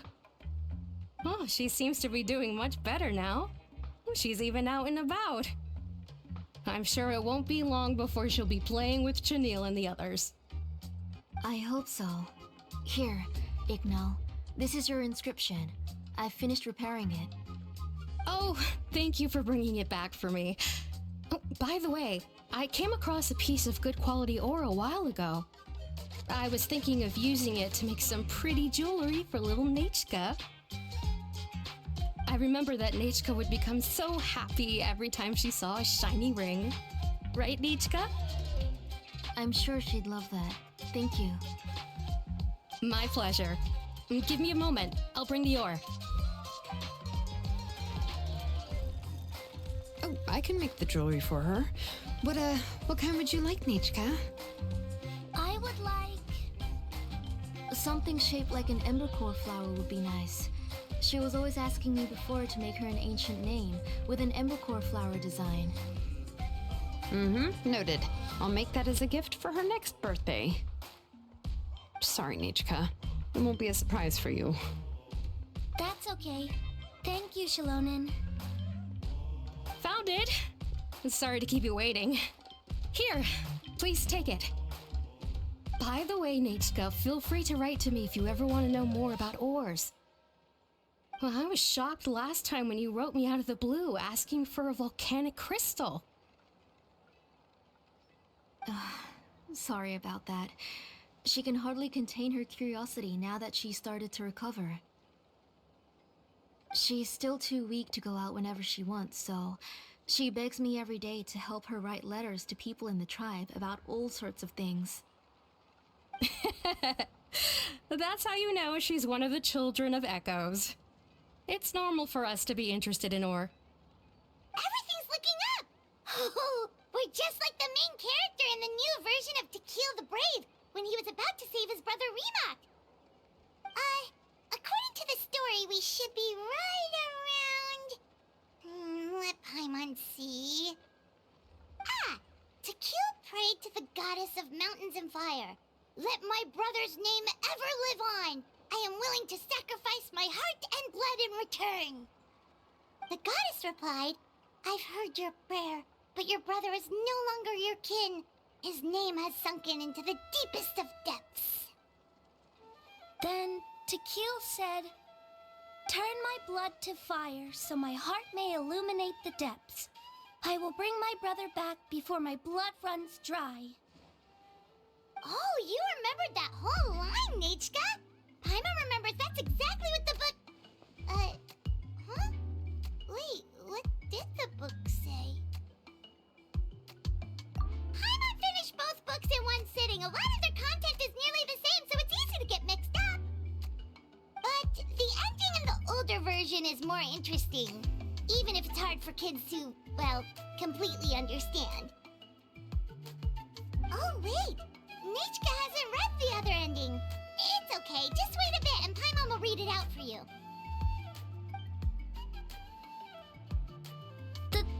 That's not true. Actually, I already know the other ending.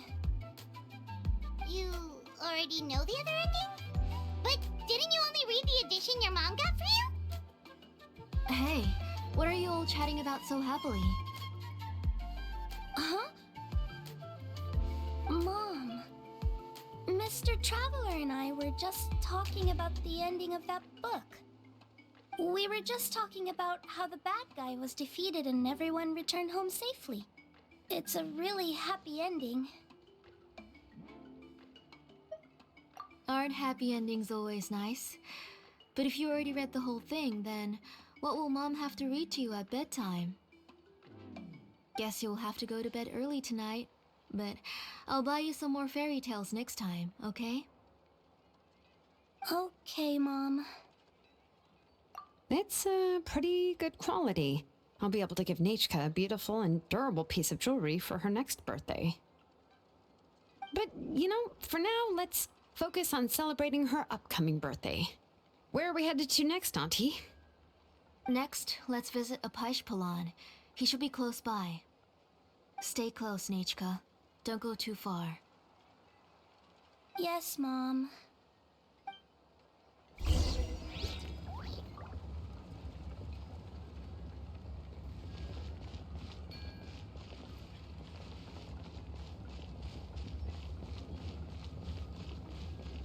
Failure is just a step on the path to glory.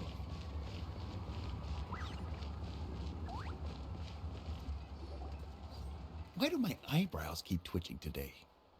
Strange. That means you're about to hit the jackpot, Apishpalan. I didn't expect to have 2 name engravers coming in today. Welcome. What are you looking to buy, Tlazoli? I'll give you a discount like usual. Whoa! Offering a discount just like that? Tlasoli sure has connections. She was once our name engraver and did a lot for the tribe. It's only fair that I offer her a discount. Thank you for your generosity. I've finished repairing your Blasian inscription. Here, have a look. Come on, Nachka, say thank you. Thank you, sir. Oh, so this is Nachka. Tlazoli has shown me some pictures before. It looks like you're doing much better now. How about this? Go ahead and pick anything you'd like from the store. Think of it as a gift from me. No, that's all right. Mom told me that you've already given a lot to our family. Oh, well, that was for your family. I've never given anything just for you. If you don't feel like it, you can also let your mom choose for you. Oh, no need to stand on ceremony, Auntie. Go ahead and pick something for Nachka. His drills and small clamps are good quality. The measurements of each part are exact, and they're always very durable. I always come here to buy things if I find myself in a pinch. Oh, do you have any child-friendly safety scissors? I remember seeing a few different styles. I have a few in stock, but I put them in the back. Let me bring some out for you to pick. Oh, no need to bring them all the way here. Why don't we just go in the back and choose there? It should only take a moment. I don't know much about that kind of scissors. Why don't you just go yourself and... Well, there are too many different designs and varieties of kid scissors. If you don't come and help me choose, I won't be able to pick one that Nachka would like. Come on, Auntie. It'll only take a moment.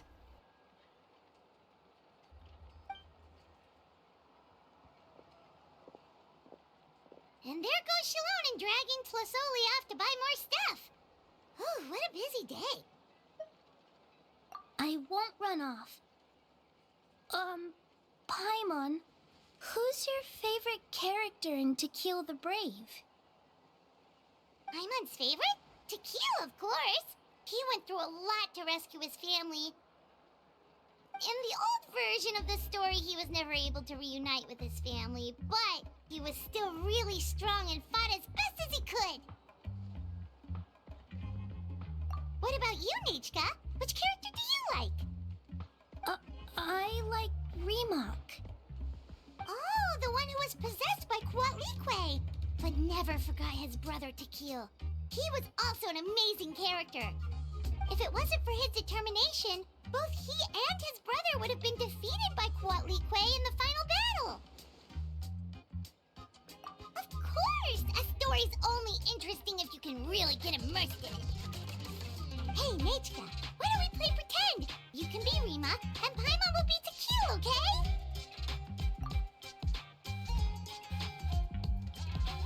Mr. Traveler, can I play the role of Coatlicue?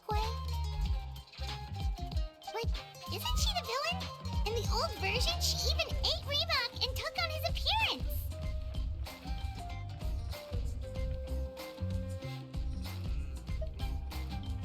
Ah, right. She read the version with a happy ending. And that one, Coatlicue was defeated and the brothers both survived. Well, it doesn't matter. Only the lines at the end were different. You can go on ahead and say your favorite lines, Nechka. Paimon's read both versions, so she'll be able to play along. My favorite line is the one from the end. It's... Come here, Nechka. Look at you. You're sweating. Mom! Let me wipe your forehead. Now, drink some water. This child. You forget everything as soon as you start playing. We've picked something up for Nechka. A Paishpalan will deliver it to Auntie's house once he's packaged it up.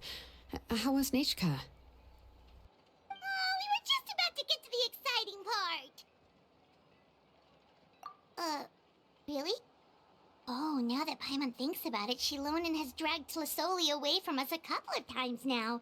But why? Let's talk later. Just trust me and act normal for now. Oh, we should head to our last stop, Auntie. It's real hot today, and we shouldn't let Nechka be in the heat for too long. Right. Let's go see Chevin and head back home.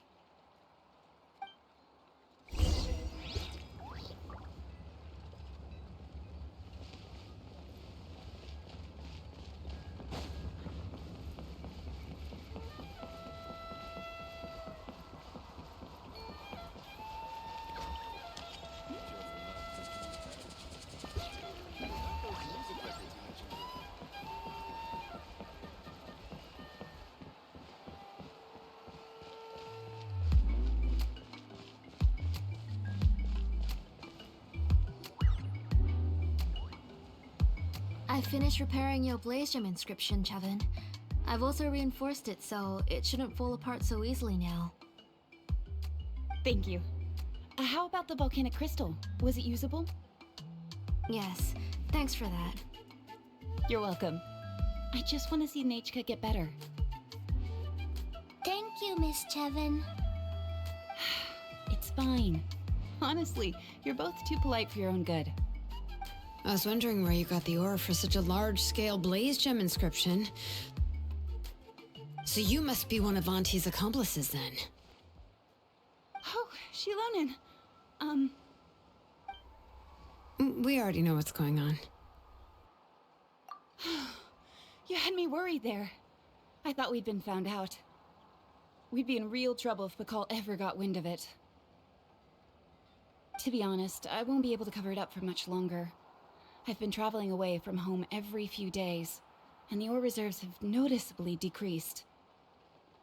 The last time Pakal came and asked me about it, I could only say that I'd been using up a lot of ore to research new styles of jewelry. As for why I had been leaving so often, I said that I'd found a new ore vein and wanted to extract some new gems from it.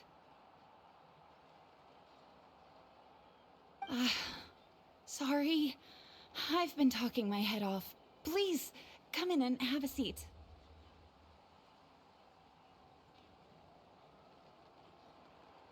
Sure, we can sit for a moment, but... Miss Chevin, can I go see some of the jewelry over there?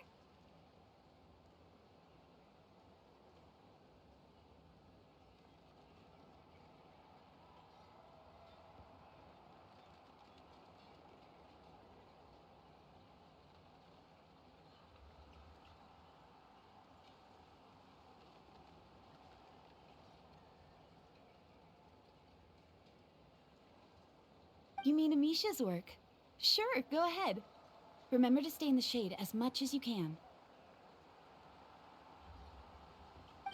Paimon wants to go too! We'll go together. Paimon hasn't looked at Natlan's jewelry very closely yet. Really? Then Paimon's gonna take a good look at what they have.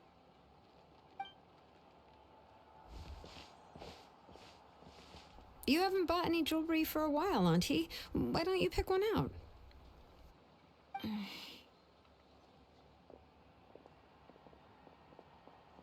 on, Nichka! We don't know anything about Natlan's jewelry, so you can help us pick something out.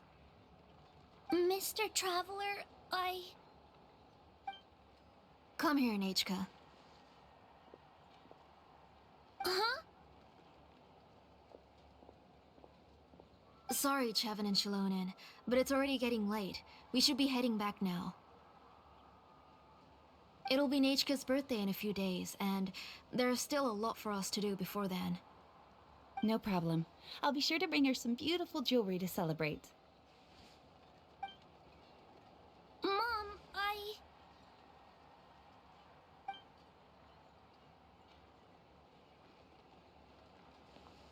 You're getting hot again. Here, Mom will carry you. Let's get going. You forget to take care of yourself once you start playing. Let's go back and we'll have a talk. I didn't. Nachka, I never taught you to lie. Sorry, Mom.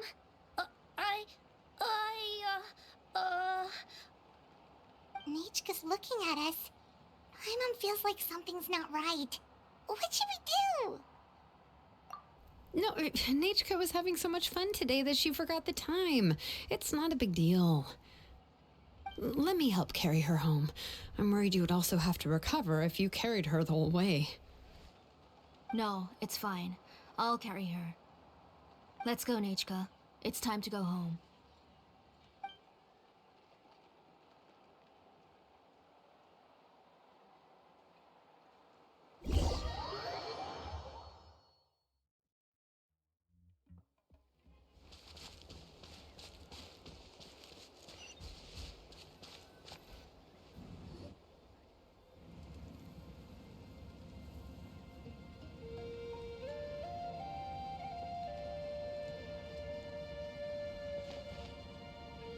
Thank you, everyone, for spending so much time with us today. Please be sure to come to Nachka's birthday party. Alright, it's nearly bedtime for Nachka, so let's part our ways here. Oh, Auntie, remember to give her the book, that copy of To Kill the Brave I brought. I went to a lot of trouble to find it. I understand. Really, do you think I'd let your efforts go to waste? It's very special to receive a book from you. I'm sure she'll put it somewhere safe. Right, Nachka? Yeah. Thanks, Shilonen. Oh, put it somewhere? Isn't she going to read it? Well, I've read the story to her many times already. She's even memorized nearly every line. Oh, that won't be a problem, Auntie. Nachka's probably never heard this version of To Kill the Brave. Oh, what's different about this version? The majority is about the same, but the ending is different from the one that you bought her. The one I gave her is the unedited version that was originally published. It was released long before Nachka fell ill.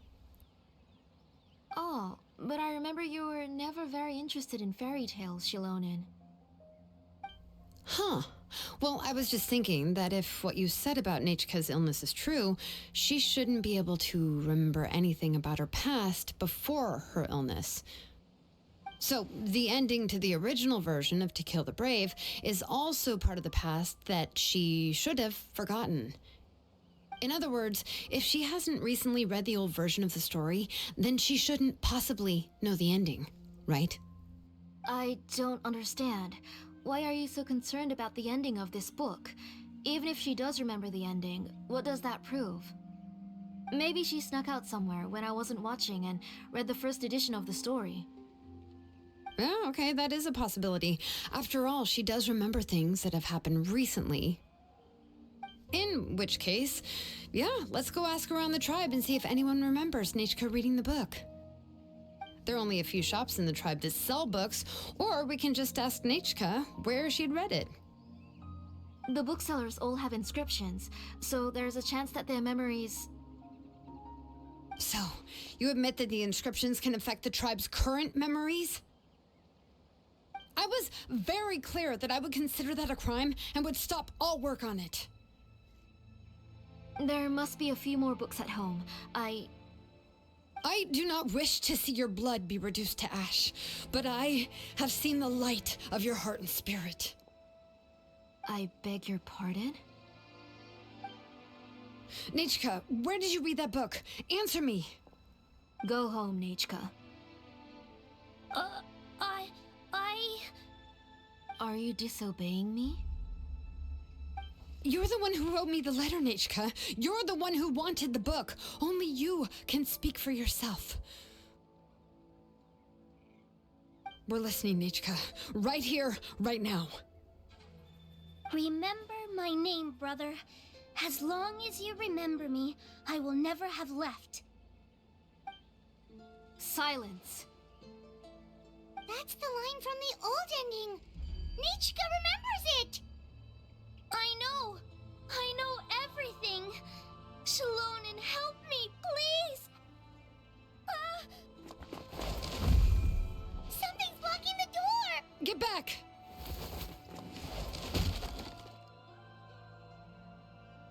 Shalonen, wait for us!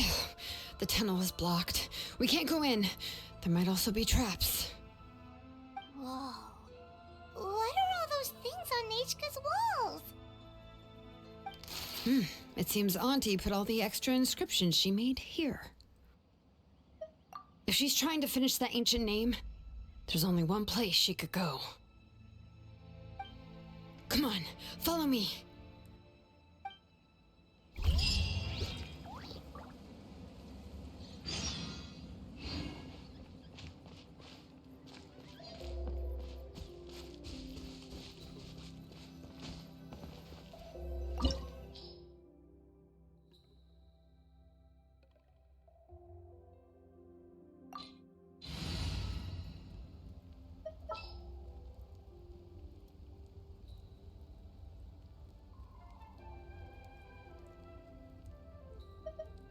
Some in-the-field research?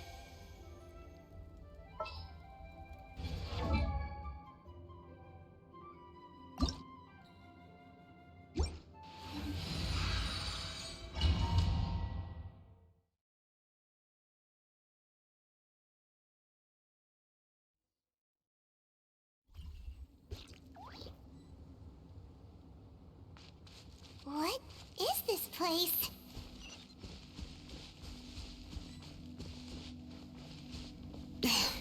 Auntie's workshop. It was supposedly closed after she stepped down from her position in the tribe. But it appears that we've all been deceived.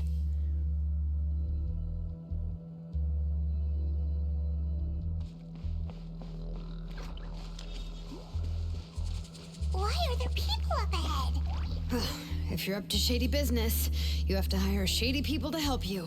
Let's go, don't hesitate!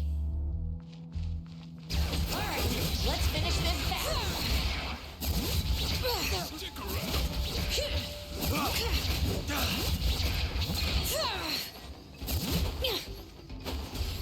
Out of the way or get blown away! Witness my great undertaking! Out of the way or get blown away!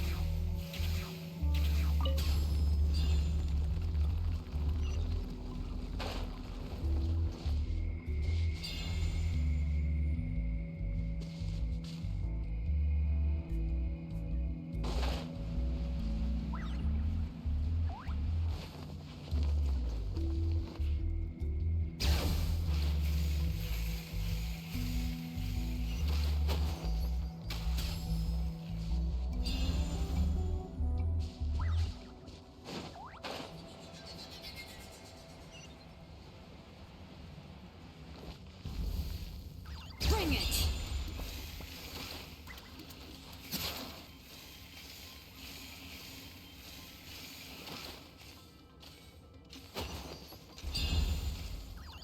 Watch this!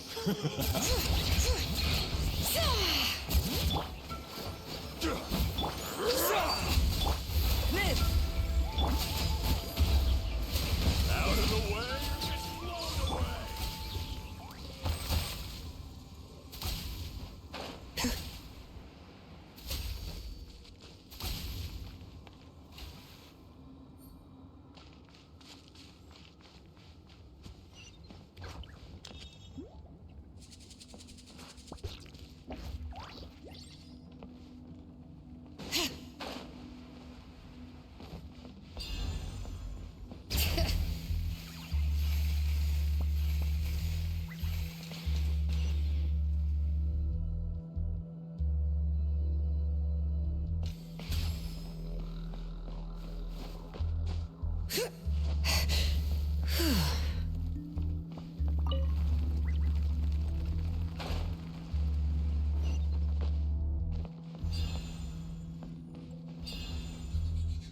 Bring it!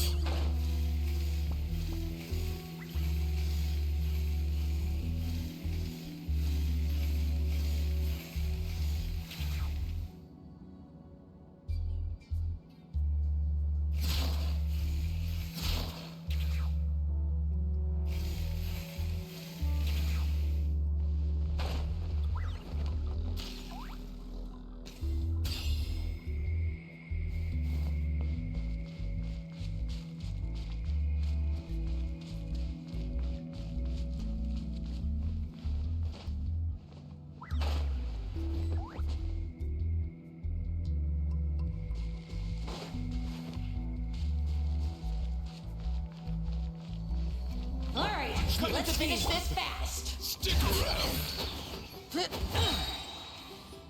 Hear the echoes of the valley! That was quick! That was quick! Forget it!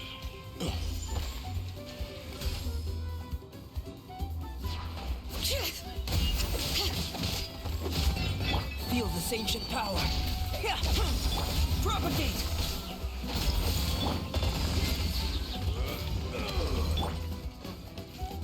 Live!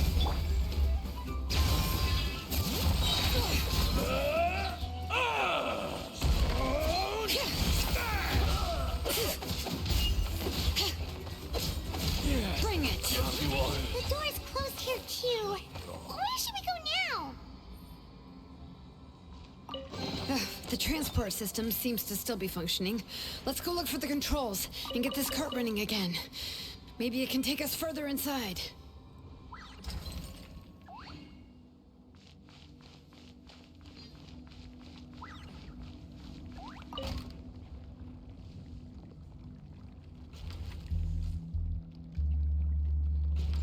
All right, let's keep going.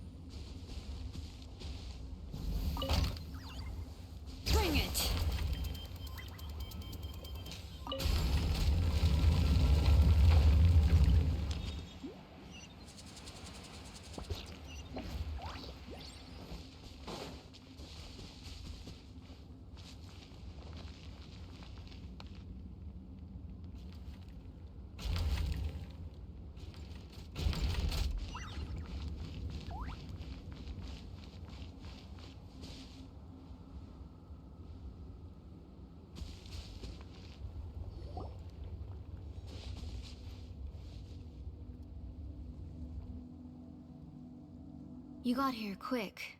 Impressive. Nechka's up there! What are you planning to do to her? I never lied to you. All this time, I've only been trying to save my daughter. Even though she's not my daughter yet. But once everything is over, she will really become my Nechka. What is she saying? Is she not Nechka? So you figured it out. I want to use memories to awaken my Nechka.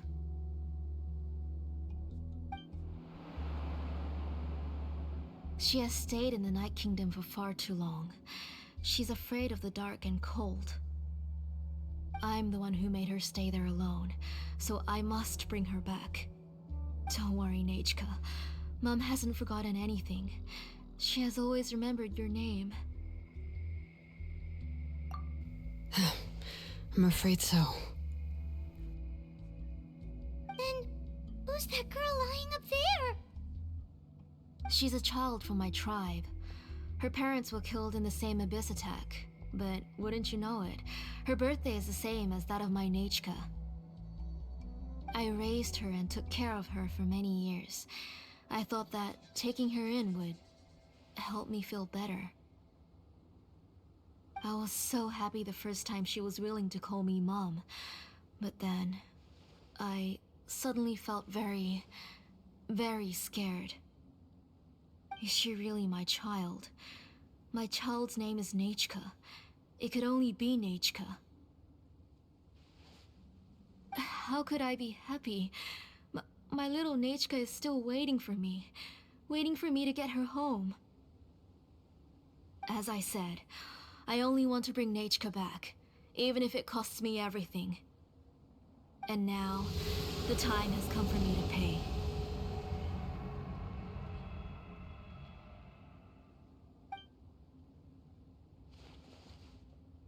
As for my useless ancient name, it's finally time to put it to good use. If you're not willing to help me, then you can become the fuel for Nechka's ancient name.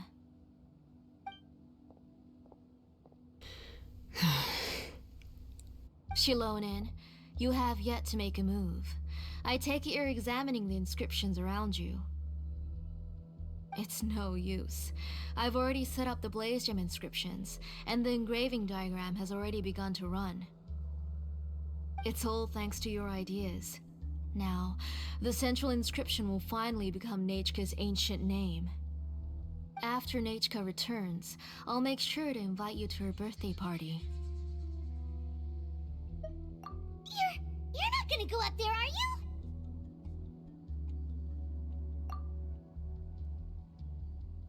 There's a flaw in this engraving diagram. The weak point is almost about to activate. So on my mark.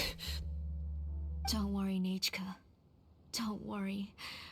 Mom is here. 3. Mom will always be with you. I'll never forget you. 2. Wake up, Nechka. Now. Please, wake up. 1!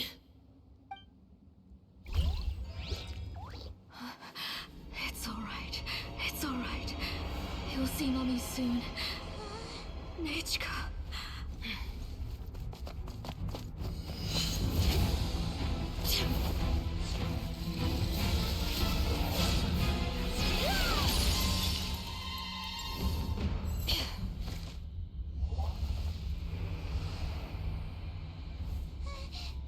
Keep back!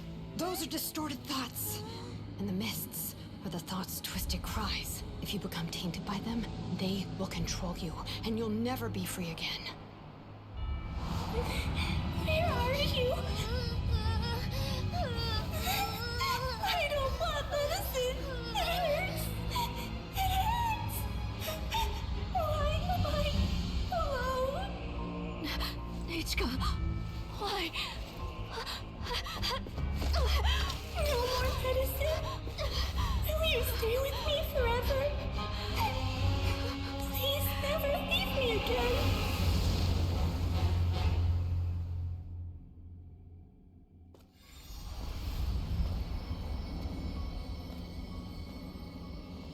Tlasoli, you're the one who twisted Nechka's name into a shackling prison. It's time for you to hear her true voice. Stone engraved and echoing peaks converge, disperse. In ashes be reborn, for flames born anew, and the blazing dawn. Mommy will be with you, Nechka. Always and forever. Mommy, I've always been with you. And now you're finally listening to me.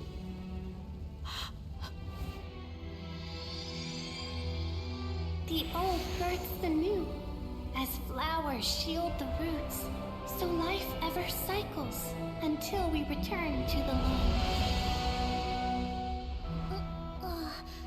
We've known each other a while, but we've never met. You're Nechka? Yes, but I still don't know your name. My name's Nepeka. It really suits you.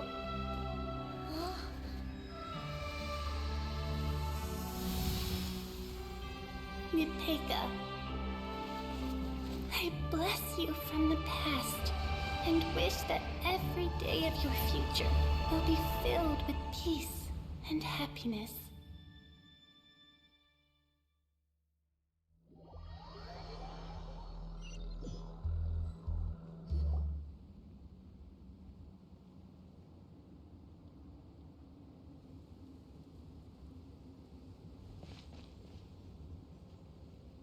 I saw Nechka and was speaking with her, but now, where did she go? Nechka? Nechka? Where are you? Answer, Mummy. Please. Please. Shilonen, you saw her too, didn't you? You saw my little Nechka. I felt her hands and hugged her. I was right. I was right. Those gray shadows were just a minor mistake. I just need to restart the ritual again. Alright, I'll start it again and Nechka will... Have you still not come to your senses, Auntie? What senses? I was not wrong. Nothing about what happened was wrong. She's just a little upset and was trying to ignore me. That child sure knows how to throw a tantrum. But I understand. I can accept that. Enough, Tlasoli! The person you summoned with the Blaze Gem inscription wasn't the real Nechka at all. You collected memories of Nechka from countless people, but you forgot one thing. Among what you gathered were not only real memories, but also countless emotions. Didn't you realize what kind of emotions people would feel upon seeing Nechka's condition? When people held a dying child's hand, when they felt her faint breath and saw the helplessness in her eyes, when they sensed her body growing colder and colder, what could they feel but abject pain and sorrow? I took those emotions. You absorbed those emotions into the Blaze Gem inscriptions and solidified them as a piece of her past. Those gray figures were projections of that past. They could only reproduce the appearance of Nechka in her sickly state. What the real Nechka wished to say was drowned out by those twisted and painful thoughts. I didn't want things to turn out like this. All I wanted was to remember Nechka, to see her again. Nechka has always been with you, Auntie. Everything has long been recorded on your ancient name, the one you said was useless. You exhausted every option and sacrificed everything in the hopes of saving your daughter. That is undeniable. But have you forgotten the true meaning of your own ancient name? My ancient name is Undugu. The immovable love between you and Nechka has already been recorded in your ancient name, but you chose to ignore that. Names are blessings from the past to the future. You told me that, Auntie. You gave Nechka her name, her first blessing. But now, you've turned her name into a prison by taking an innocent child captive, and you've imprisoned yourself. Nechka is everything to me. Without her, I can't see any future for me. And as for blessings... what blessings have I had since the day she passed? I see her in my dreams every day, grasping my hand, telling me she's in pain, asking me to hold her. But I can't say anything. I can't grasp her hand. All I can do is shout her name over and over again until I wake up. Every day, every single day, I've hated myself, and ancient names too. Who knows? Maybe hate would have been the only thing left to her too. You think Nechka would have come to hate you?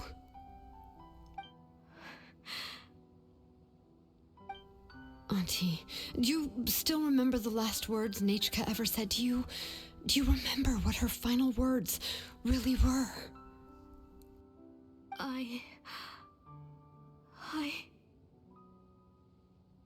The reason you haven't felt blessed is because you've forgotten the true past. Auntie, you've been wallowing in memories of your imagination and refused to let go of them.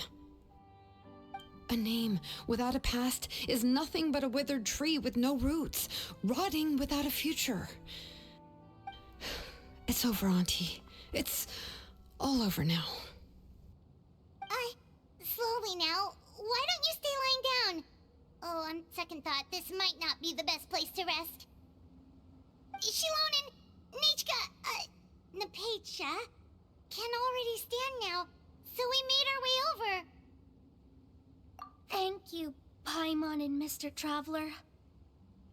I'm fine, really.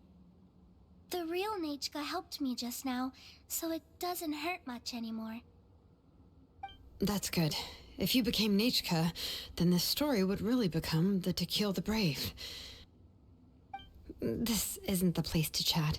Come on, let's get out of here. But what about Tlasoli? Oh, don't worry. She won't be able to cause any more trouble now.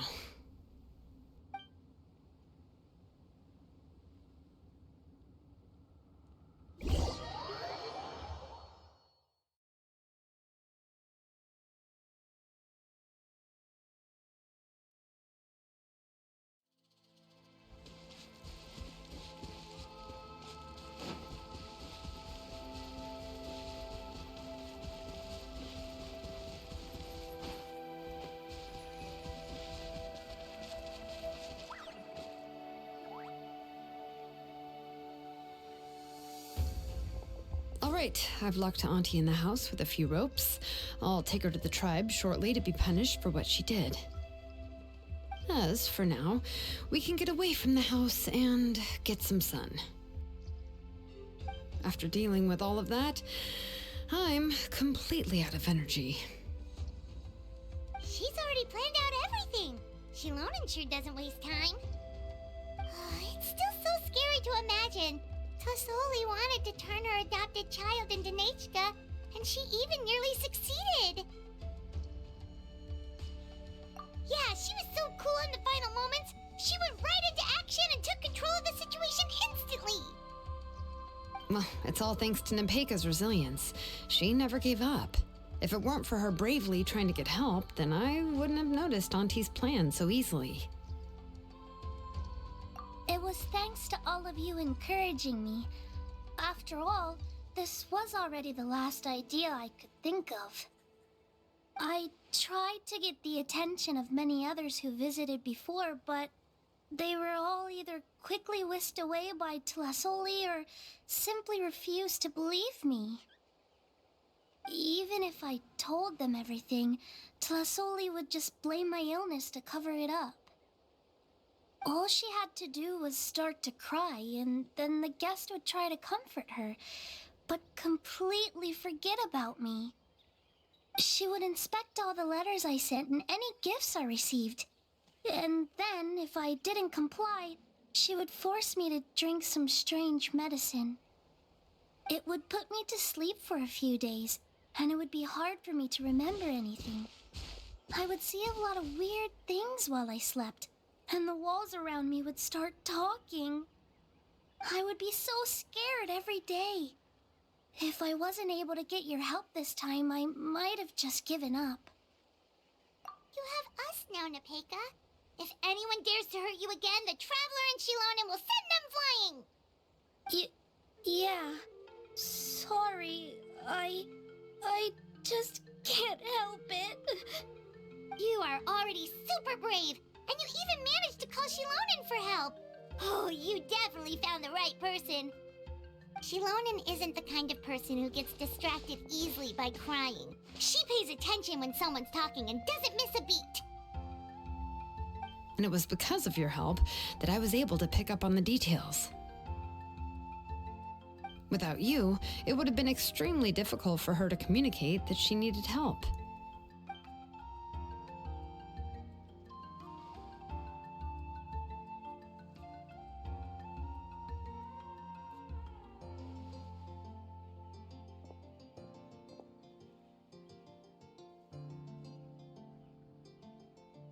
Tlisoli would certainly be more on guard if I tried to speak with her, and would probably have just kept Nepeka locked up in her room again.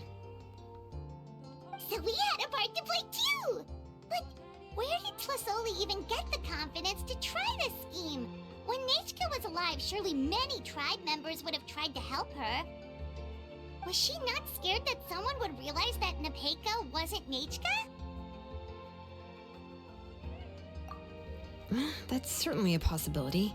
The inscription she created would not only collect information related to Nechka's past, but also actively erase people's memories of Nechka. It's similar to graffiti. If you want to paint something new on a wall that has been painted before, then first you must remove the old painting. It's possible that I was also one of her targets, which would explain why she was so willing to let me have the central inscription. Whoa, and you still took it? If it were Paimon, she would have thrown that thing away the first chance she had! Well, you can't uncover the truth without taking some risks, right? If I hadn't disassembled the inscription myself, I would have never realized her actual motives.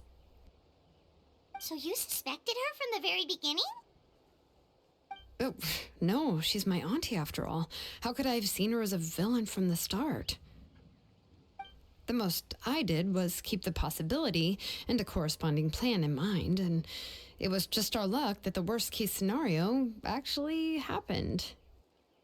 But now that I look back on it, we still managed to rescue a suffering child, even if that wasn't our original intention.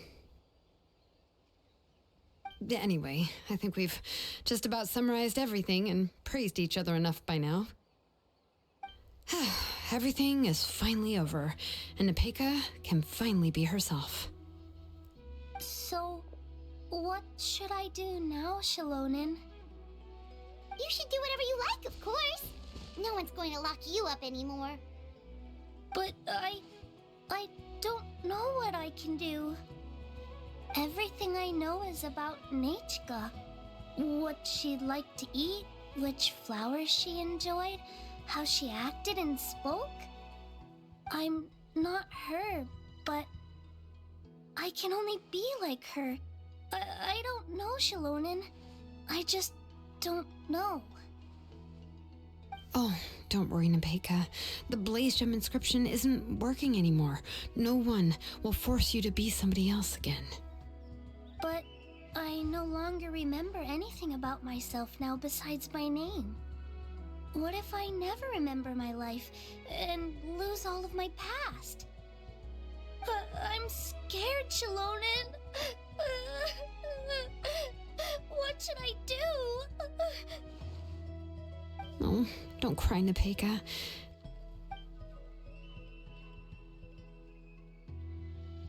Here, take this. I took some ore from Tlisoli's collection and made this as a mold. A Blaze Gem inscription! You can make them too? Oh, of course not. It's just a pretty piece of stone. Take it. I've engraved your name, Nepeka, on the top. This is your first blessing, the one you received from a pair of people who loved you with all their hearts. It has always protected you and stood over you. For all of past, present, and future, it's never strayed far. But I don't even remember the names of my parents. I don't remember anything.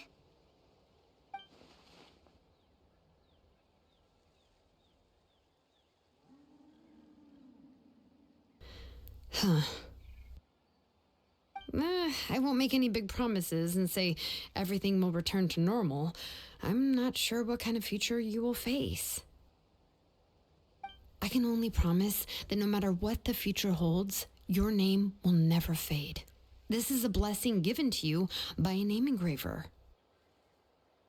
You'll continue to grow and mature as a sapling sprouts upward and becomes a healthy tree, or as birds spread their wings to fly high into the sky. Your name is your starting point, as well as your guide. Remember your name and everything you've experienced, and you'll know how to step into your future. I'll do my best. You can do it, Nepeka! Thank you all. Shilonen, Paimon, and Mr. Traveler. If you really can't come up with what to do, don't worry. Just relax and take it easy. We're from the same tribe after all. If nothing else works, I can always go to the elders and look up your history. And until then, you can stay at my workshop. I can handle another mouth to feed. I don't know if the plan will work. I'm not even sure who I should look for. Well, rather than placing our hopes on a plan that relies so heavily on luck, we should just focus on ourselves. Well, anyway, enough about all that for now. Let me take Tlasoli back to the tribe first. Oh, come with me, Nepeka. Oh, gosh. I nearly forgot that we haven't even had dinner yet. What would you like to eat? Huh? Oh, anything. I'm not picky. Oh, good. Let's go. We have a lot of work to do. We have a very busy future ahead of us. Oh, and one more thing.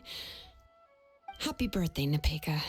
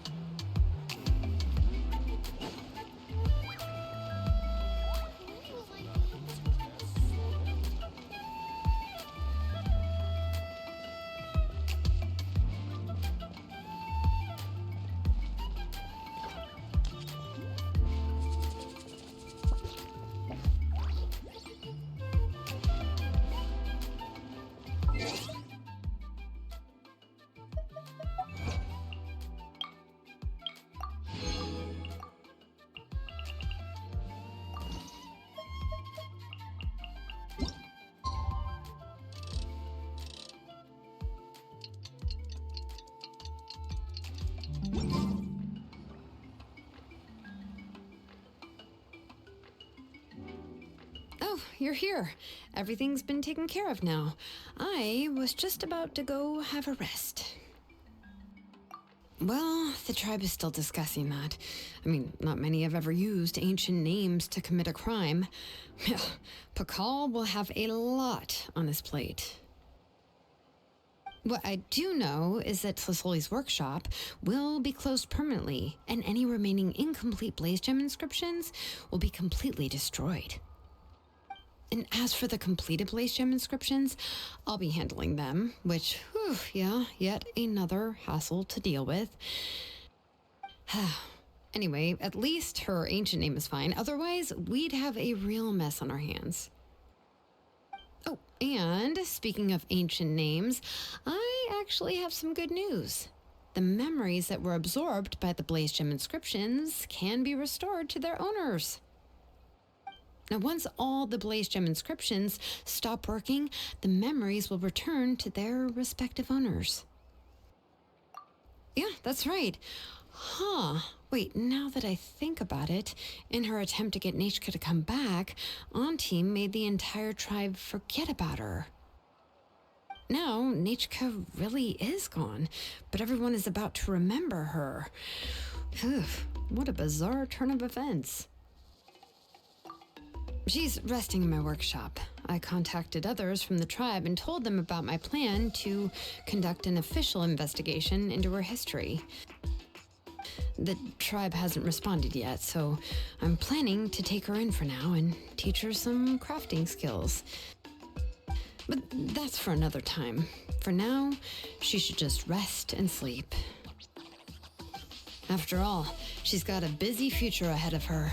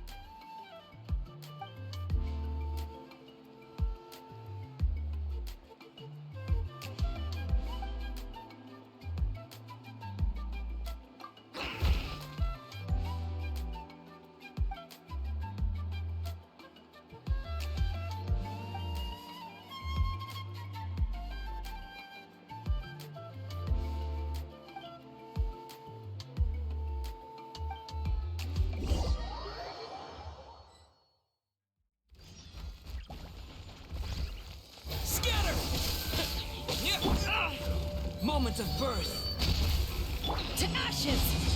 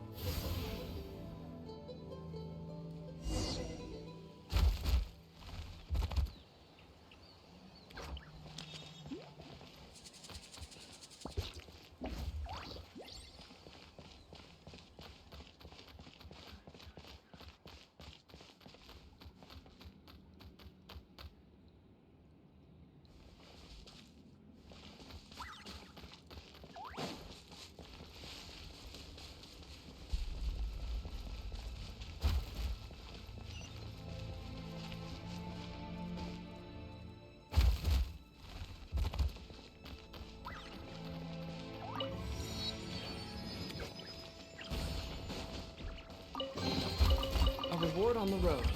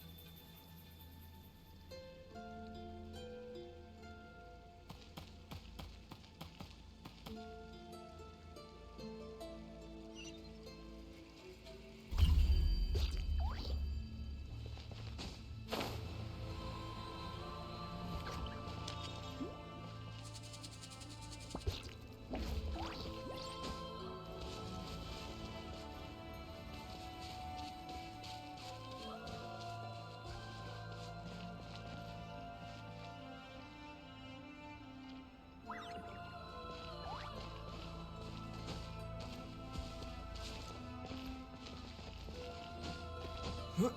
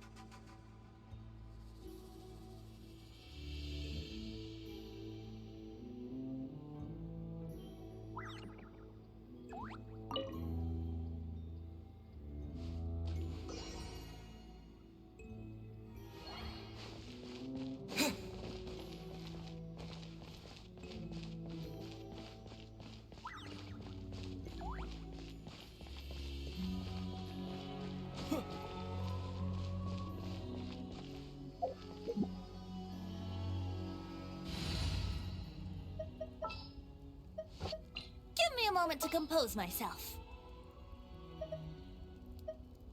Oh, I'm Yahoo!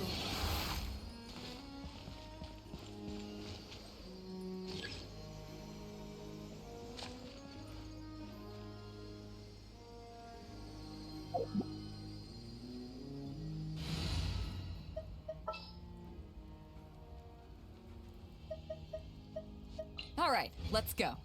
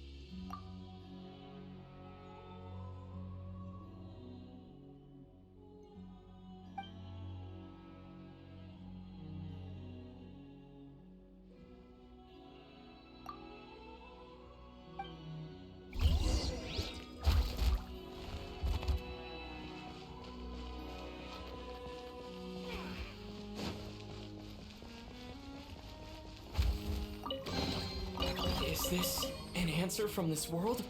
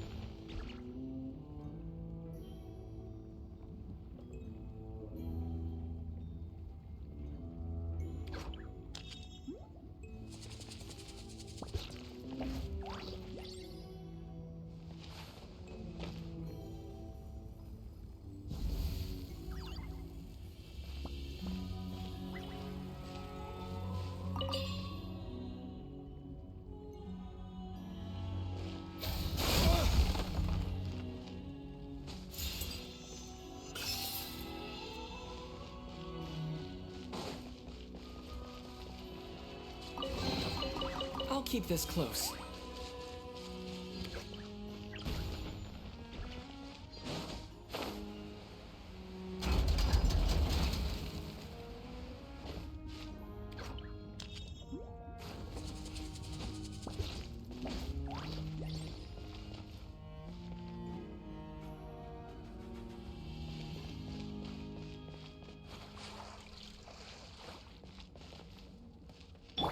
Let the show be.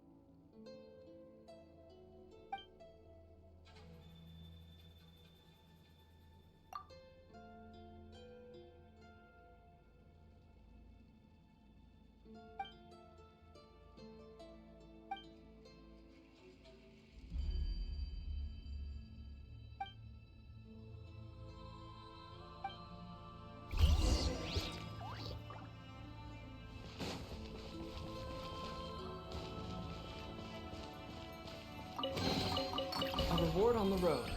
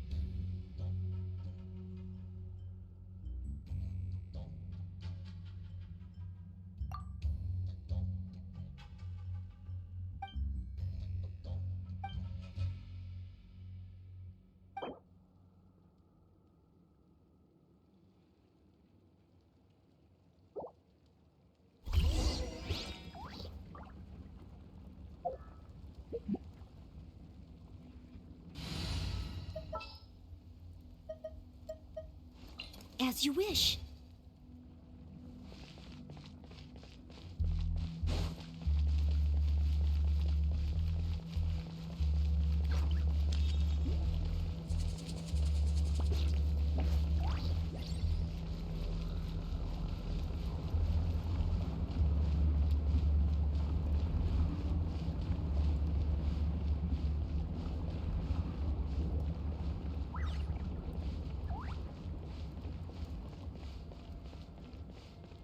Ready, steady, go!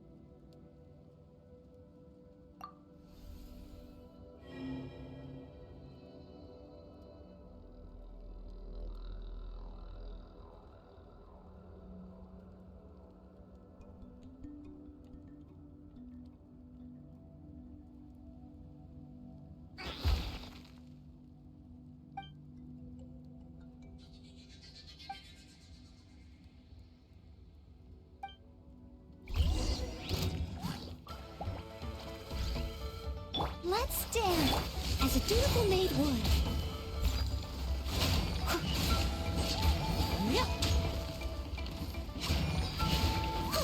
Propagate!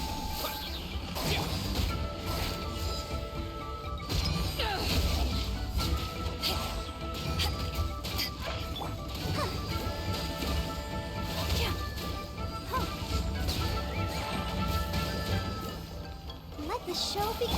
Terminate!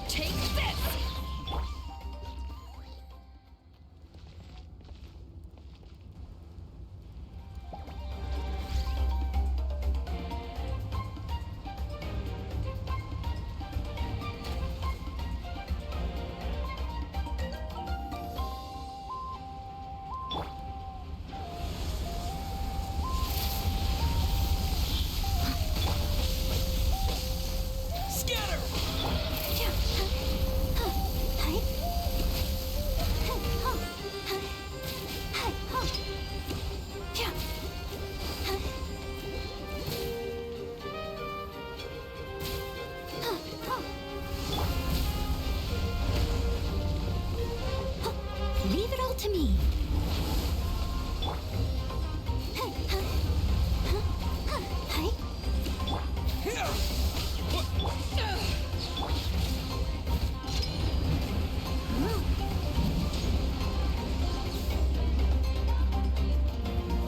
Let's dance.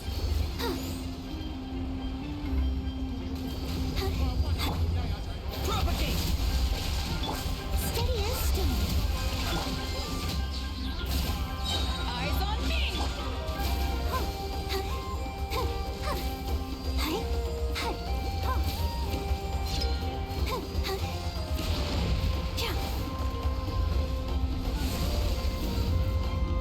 Let the show. Ouchie.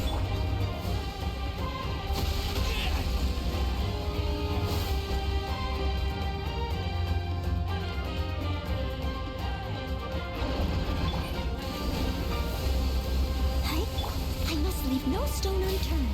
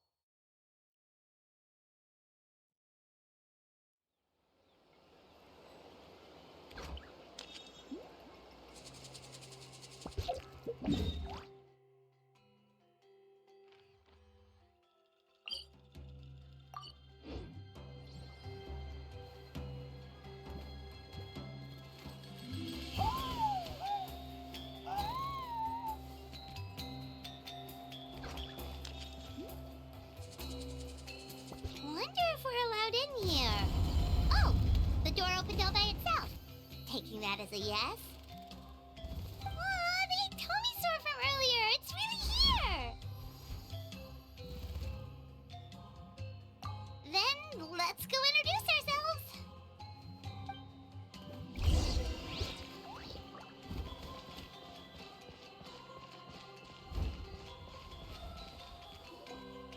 Hello there,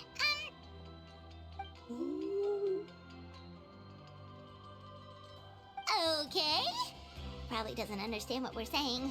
Doesn't look like any cogs are turning in there. Whoops! Sorry! No offense intended! You there! You dare disrespect our elder?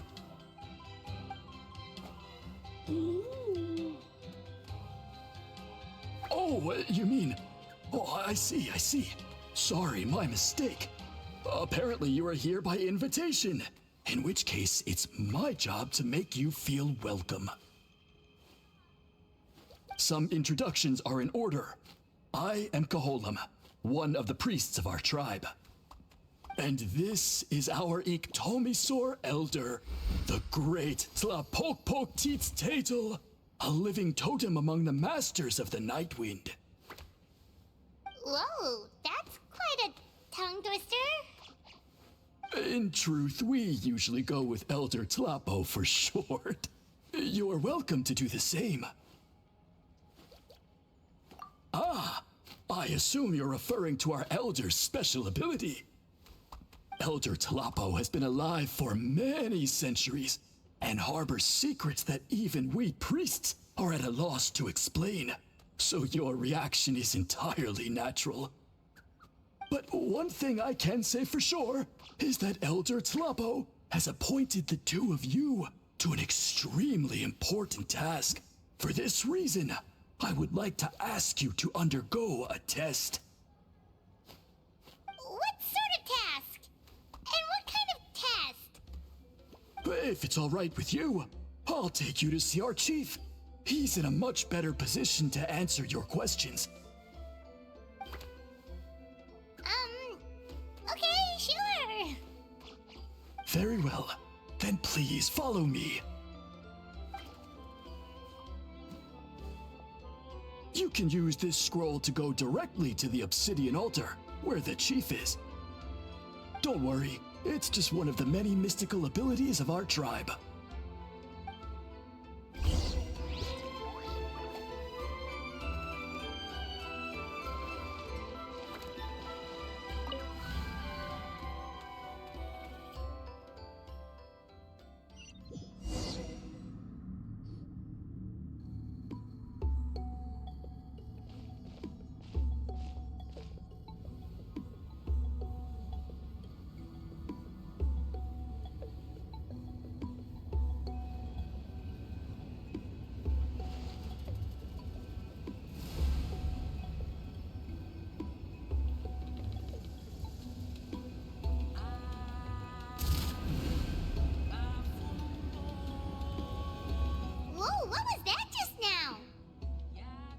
One of the routine duties of a priest. We attempt to contact the spirits of our ancestors to seek epiphanies and revelations. The chief is just over there.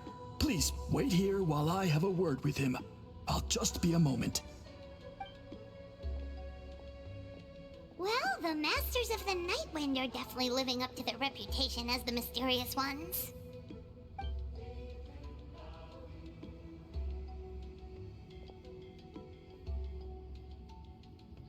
All right, I've told the chief why we're here, and now you may speak with him. Right this way. So, you two are the appointed ones. I am Chief Biram. Welcome, and thank you for your patience. So tall. Unusually so. Yes, I am aware, but I assure you, it's no cause for alarm. Oh, no, of course not. Sorry, Paimon just reacted without thinking. Ah, yes. Koholum told me about that. As outsiders to our tribe, this is probably the first you've heard of such appointments. I'm sure the whole thing seems very confusing. Throughout our history, only members of the Masters of the Nightwind have been appointed to undertake these tasks. This is the first time an outsider has ever been chosen. Really? Allow me to explain. Our tribe has an old tradition of recording history in the form of woven scrolls. And not just our own history. We record the legends and heroic feats of all other tribes as well. It is a tradition we have observed for many centuries. We treat it as a solemn duty. However, when a major event occurs that affects all of Natlan, we record it on a different kind of scroll, used for this exact purpose. And these scrolls can only be woven by someone of the Ictomisor Elder's choosing. When the Ictomisor Elder senses a major change in the ley lines, it will issue a formal declaration to appoint a creator for this scroll. Whoa, so you mean... Elder Tlapo sensed a ley line change quite some time ago, but had not yet designated the scroll weavers until you arrived. Okay, but just so you're aware, we don't know the first thing about weaving scrolls. As a matter of fact, that does not surprise me at all. How come? In the 200 years that Elder Tlapo has held this position, none of the appointed ones have ever been experienced scroll weavers. Does that mean 200 years of major historical events have gone unrecorded? No. They all submitted scrolls in time, yet each of them claimed it was not their own work, but a gift from the spirits. Man, this tribe gets more mysterious by the second. Yes, well, that is the part that troubles me. The notion that we have to rely on esoteric things like gifts from the spirits to record historical events of such great importance. It is unsettling. Huh. That's pretty surprising to hear, coming from the chief of this tribe. I can imagine. You probably see the Masters of the Nightwind as a people shrouded in mystery, who pride ourselves on our arcane practices. But I am something of an exception. I may be the chief, but when it comes to our traditions, I'm in fact a proponent of change and reform. I have dedicated my energies to deciphering the many mysteries of our tribe. In doing so, I hope to establish clearer rules that will help sustain our traditions in the future. Wow, that sounds great! So have you figured out the mystery of the gift from the spirits? Sadly not. It is something I've been investigating for a long time, but I have yet to uncover what this gift truly refers to. Only a small handful of events over the years have been recorded on these special scrolls, with decades between each one. And by the time the next scroll weaver is appointed, my time as chief will be long gone. I will not be in a position to investigate as thoroughly. So... While I haven't gotten to the bottom of the matter, I have made some progress. But the only way I can develop my theories further is with the cooperation of the appointed ones. Precisely. It's nothing to be worried about. Simply a means of validating my current hypothesis. It shouldn't take you long, nor will it put you in any danger. I can explain everything in detail when we get to the site of the test. But first, please wait a moment while I change out of the soul-shielding cloak. This garb is one of our important cultural relics, handed down by generations of chiefs. It is only to be worn when conducting certain ceremonies. Oh!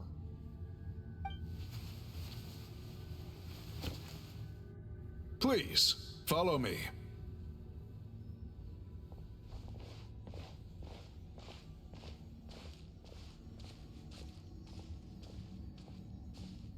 Do you see this scroll? If you touch it, you will enter a hidden space. Today's test is, quite simply, to find a way to escape that space. That's it? I assure you, it's not as easy as it sounds. If you cannot find your own way out, I will of course intervene to bring you back here. But then, we will be no closer to solving this mystery. Good. Simply touch the scroll to begin the test.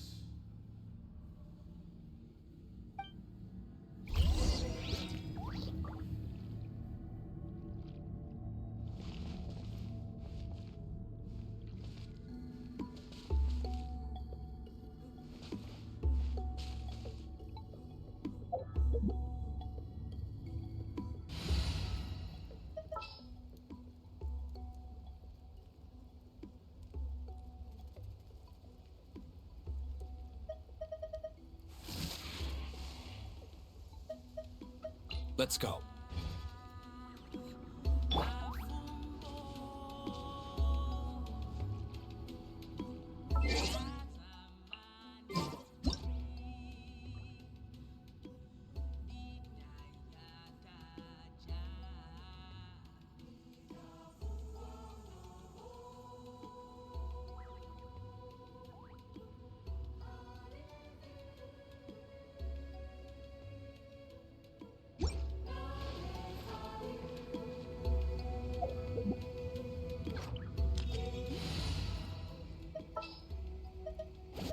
Ready when you are.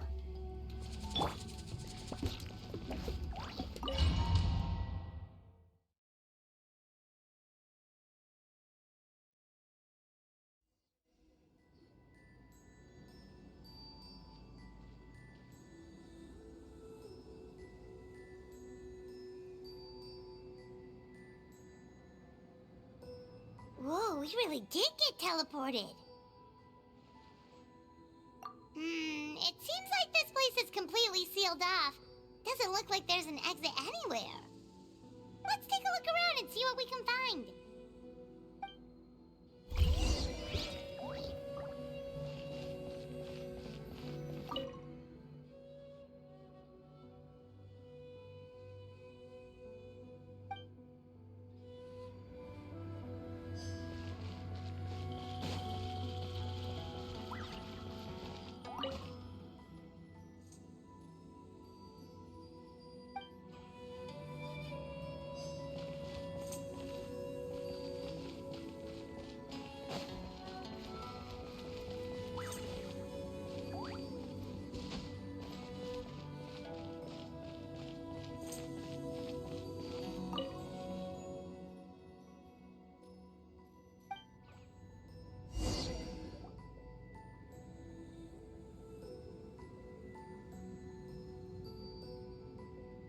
There are so many woven scrolls here. Paimon remembers seeing some of them before in other tribes. They seem to record historical events. This one really stands out from the rest. For starters, it's the biggest of them all. Wonder what story it tells. Yeah, you're right. Over there, something just flashed. Traveler, did you catch that?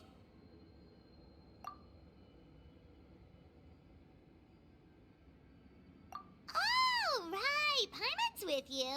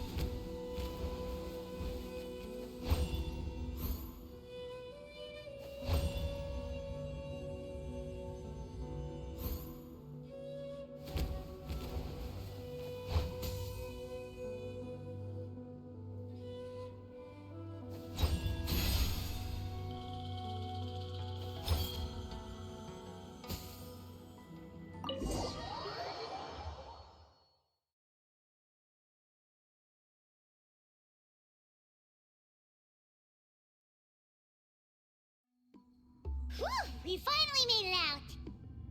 It is just as I thought. You are indeed capable of undertaking this mission. Yes. You saw many distinctive-looking scrolls there, didn't you? Sure did. This specific kind of scroll was left to us by our ancestors. Upon investigation, I discovered what sets it apart is the use of a color not featured in ordinary scrolls. It is a most mysterious color that most people cannot even detect. I myself had to employ special techniques to confirm its existence. Yet there are those who are born with a natural ability to perceive it. And that is why I wanted to test you. You mean... That space you just entered was an exhibition room for storing this variety of woven scrolls. Centuries ago, a great shaman by the name of Huitzilin put in place a security measure so that anyone who entered the room without permission will become trapped inside.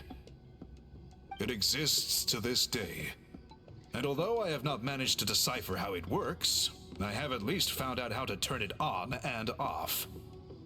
Once someone is trapped inside, it is all but impossible for them to escape without outside help, unless they share the great shaman's ability to perceive that strange color. Clearly you must have this ability, which leads me to believe that our Iktomisor Elder can sense this ability in people, and that it appoints a scroll weaver on this basis. Another secret power? Traveler, you are full of mysteries. Still, having this ability doesn't change the fact that neither of us know where to start with weaving a scroll. Don't worry about that. The method for weaving this kind of scroll appears to be largely the same as for an ordinary scroll. The main difference is in the dye that gives it its unique color. If my suspicions are correct, this dye is the key to weaving the scroll, and your special ability is the key to obtaining it. The dyeing process is also a little different from the norm, but I don't anticipate any major issues there. As long as you two can source the dye itself, I can assist with the application. Cool! We'll follow your lead! Great! Then please use your abilities to source the necessary ingredients. And in the meantime, I will have someone prepare some fabric for test dyeing. We'll make a few sample pieces to test out my hypothesis. And if that goes well, we can begin the scroll in earnest. If you agree to help, you can expect to be handsomely rewarded once this is all over. So, what are your thoughts? Agreed, especially if there's a reward in it. What is the reward, by the way? Is it food? Paimon hopes it's food. Given the stakes involved for our tribe, I was thinking a substantial sum of mora would be appropriate. Surely that would be preferable to just a free meal. Mora works too! Anyway, how do we go about finding these ingredients? Are we supposed to just keep walking around Natlan until we stumble across them? Thankfully not. I've already identified a location where I suspect they may be found, and I've arranged for someone to guide you there. Your guide is waiting just outside. You can set off at your leisure.